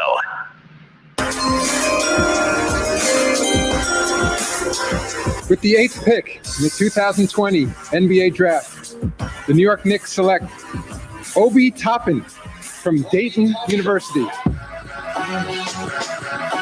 Well, as awesome and amazing as that soundbite is, it's always going to be ruined by that last part. Like that last part. But it still was really, really cool to finally hear Obi's name be called on draft night. Again, Obi Toppin, Dayton Flyers. taken and selected 8th overall by the New York Knicks in last night's draft. Again, I don't think any of us really truly knew where he was going to potentially end up. I think we had places we really kind of were hoping that he would end up, especially when they got out of the top 3. You knew James Wiseman, you knew Anthony Edwards, James Wiseman, and of course LaMelo Ball were going to be 1, 2, and 3. I still thought that just looking at the Golden State Warriors, a veteran-led squad that I didn't think was in a position to say, hey, we need to draft one of our stars of the future. I thought they would maybe kind of lean towards going with more of a veteran player that they can kind of plug into roles that they can take advantage of right away. I don't know if James Wiseman is going to fit that mold. Plus, we don't even know what the Warriors are going to look like now with Klay Thompson being out for the year. But I thought Obi would make a ton of sense there. Not just me wanting him to go there because, it's the Warriors and they're going to be a championship contender. It's because, opposing defenses are so wrapped up in trying to take out Steph Curry and Klay Thompson and even, making sure that they're placing their best bigs against Draymond Green. I thought that was going to set up Obi Toppin for the most success. My concern about him going to a team like the Bulls or the Cavs and now even the Knicks would be that he would be one of the featured guys that opposing defenses would draw up game plans for. And that's my biggest concern about him going to the Knicks versus basically being a free-for-all with the Golden State Warriors. But who cares about where we wanted him to end up? He's with the New York Knicks. I turned on the tube today, and all I see is Dayton Flyers highlight or Obi Toppin highlights. I see UD's logo everywhere. I'm seeing all these great, amazing 13,000 fans filling up UD Arena all over First Take, all over the Max Kellerman show, all over Greeny's show, all over, Keyshawn, J. Will, and Zubin on their show this morning. It's all I'm seeing. It's all I'm hearing. The best thing about him going to the Knicks, I don't know if it's the best thing for Obi, but him going to the Knicks literally is the best thing for the Dayton Flyers for that reason right there. We're not watching all these highlights of Obi in UD Arena if he's drafted to the Cavs today. We're not watching all these highlights if he ends up going to the Chicago Bulls. But by going to the Knicks, this is great pub for UD. So I don't know if going to the Knicks is the best thing for Obi, but it's definitely the best thing for UD with all the extra love and pub that they're getting, and you're going to continue to see these highlights in the build to the Knicks 2020-2021 NBA season, which, of course, will tip off the week of Christmas coming up here just about 4.5 weeks away. Let's bring on Sully from Talking Out Loud, which comes on immediately following our show every Thursday from 6 to 7. Sully, welcome in. How are you? You're super upset he didn't end up in Chicago, I know. I am, but it's a great day to be a Flyer, man. I said on the show coming up here tonight that there was a lot of emotions, going through my head, even as a fan. But that hatred of like where I wanted him to go and where I didn't want him to go, that kind of disappeared when I saw, Obi actually get drafted. It was a wholesome moment, brother. I just enjoyed it. Yeah, but watching Twitter.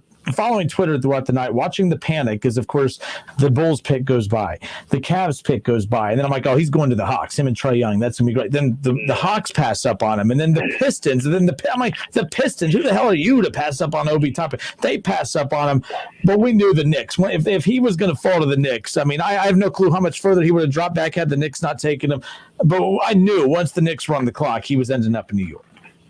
Yeah, I mean, as I watched it, first of all, your point's well taken. I actually had to shut down Twitter because Woj and Shams Charania have completely ruined the draft. Yep. I don't know. I really don't know what it is about, ESPN, the mothership, about they are allowing their own employees to devalue their own product. It makes absolutely no sense to me. And they pushed back on Woj a couple years ago about this, and he said, well, I don't care. And I just really didn't understand that. Like, Woj and Shams broke some of the picks 5 to 10 minutes before they happened. And I was like, this is so stupid. So I closed my computer, man, because I really just wanted to actually experience something as opposed to, these guys just with their thirst to break news. I just don't understand what you gain as a journalist by saying, well, the Timberwolves are going to take blah, blah, blah with the first pick. It's like, just let it happen. Like, it's about to happen right in front of our faces. It was like that year when the bracket got leaked. Do you remember that? Oh, yeah. And that was like such a nightmare. And it was the same thing. But to be honest with you, when the Cavs didn't pick Obi, I knew that he was going to go to the Knicks because he didn't really fit with the Hawks, and he definitely didn't fit with the Pistons because Obi is 22-year-old Blake Griffin who can actually shoot. I mean, obviously they're not like a perfect comparison, but it would be so foolish to have Obi and Blake Griffin on the same court at the same time, eating up the same minutes. So, I had kind of resigned myself to the fact that he was going to go to the Knicks. And as a fan, I was like, man, please don't go to the Knicks. But then, of course, when they had that moment, and he's right there with his family and Jalen Crutcher, and everybody's there, and he just has that moment where he's like, man, I'm going to my hometown team. It kind of wiped the slate clean for me, where I was like, you know what? It's just better to be happy for the man, happy for Dayton Flyers, the community, the alumni, the school, everybody that supports the program. I mean, it's a great day to be a Flyer. I truly mean that. It was a great day to be around the program, because we're just reaping the rewards of a season that didn't give us any rewards, man. Well, and you heard my open too about, like, if he gets drafted by Cleveland or anywhere else, he's not being plastered all over First Take and all over the morning shows on all the networks. He's being plastered everywhere right now. And that's not a shot at him. I'm just saying, like, right now the Knicks are the franchise everyone looks at. It's like, man, because they're known for making mistakes in the draft. And people are wondering that now. They had like so many forwards on this team already. And of course, that's what Stephen A was all upset about too. You talked about roster, the roster makeup not making sense in Detroit. Well, it didn't make sense for New York either. But of course, they just blew up their entire roster, creating $40 million in cap space. So who knows what the final product's going to look like. But that's good for UD too, because like I said, I'm watching all these highlights of him at UD Arena, but we're not seeing those highlights right now on First Take and everything else if he's drafted by the Cavs. So the UDs, they're benefiting from that as well.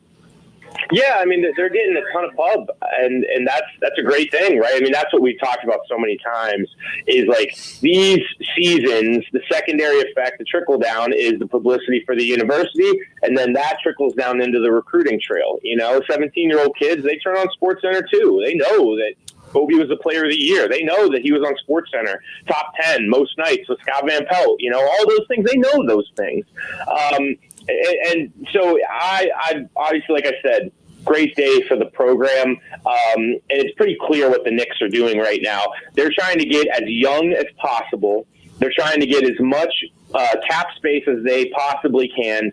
And then I'm going to tell you right now, they're trying to make a splash in free agency. I don't think they're going to do it. But the stars are kind of aligning. Coming up on the show here, we're going to do a segment called Why It Works and Why It Won't Work. And we're going to outline both kind of schools of thought. But you just saw it today. I mean, they got rid of Bobby Portis, and then they got rid of Elfrid Payton, and they freed up and Taj Gibson, exactly. 3 guys cleared up a ton of cap space. And then you look down their roster, they're like Julius Randle, 25. Then you got Mitchell Robinson, 21.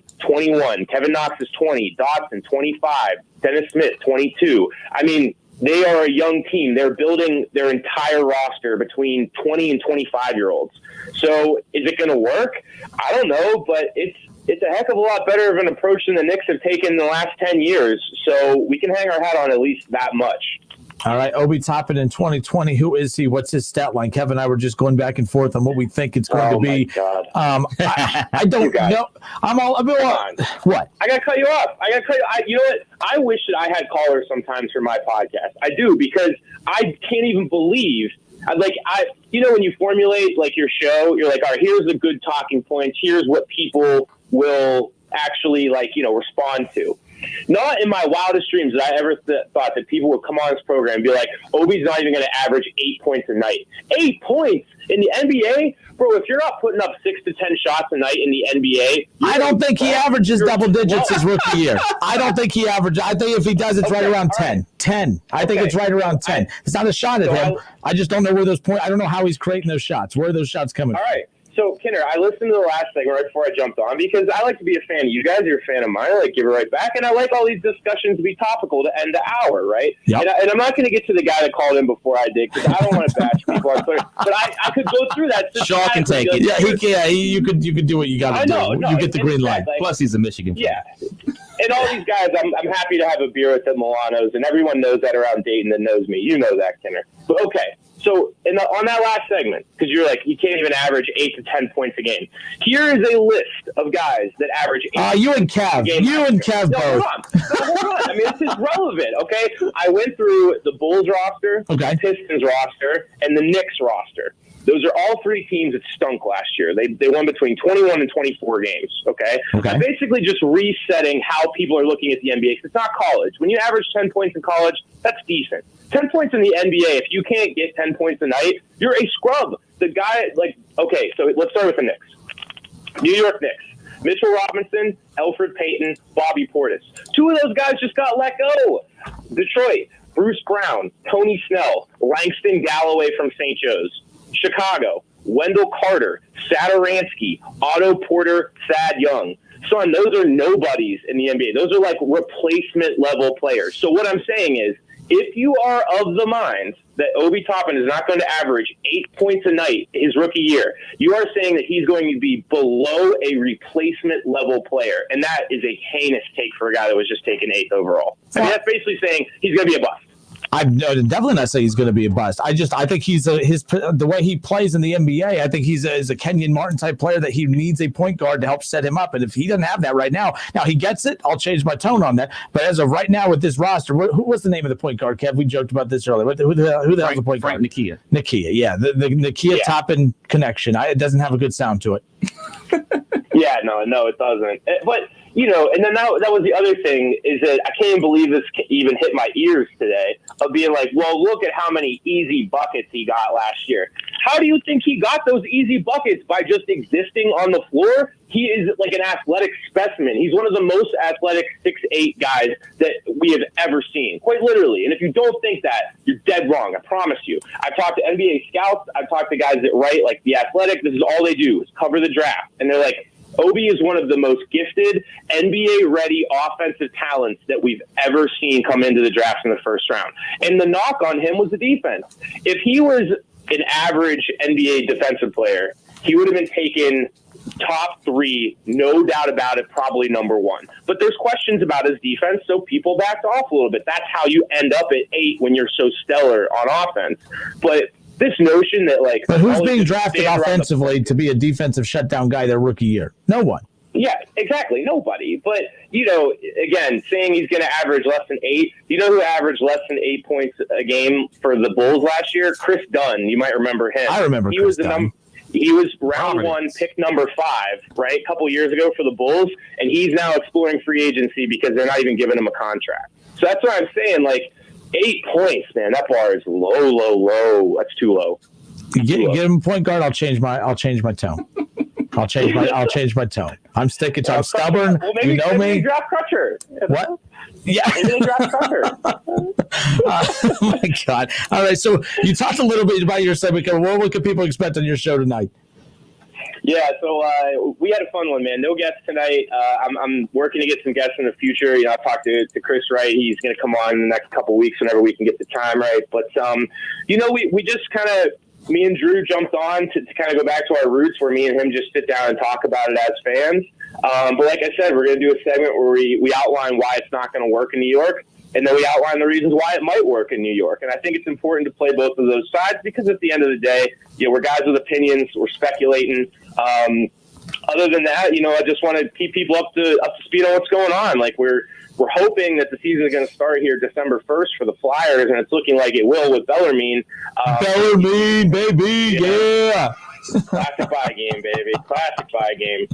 But, it was a show where I woke up excited today to do it because I wanted to talk about the draft. I wanted to talk about Dayton, being on the spotlight because our man Obi got drafted. So I really had fun this week putting the show together. These are the weeks when it's really easy, All right, man. I'm not letting you go without you told me why I was wrong for my take on less than 10 a game, but you never told me what your line. What's Obi averaging then?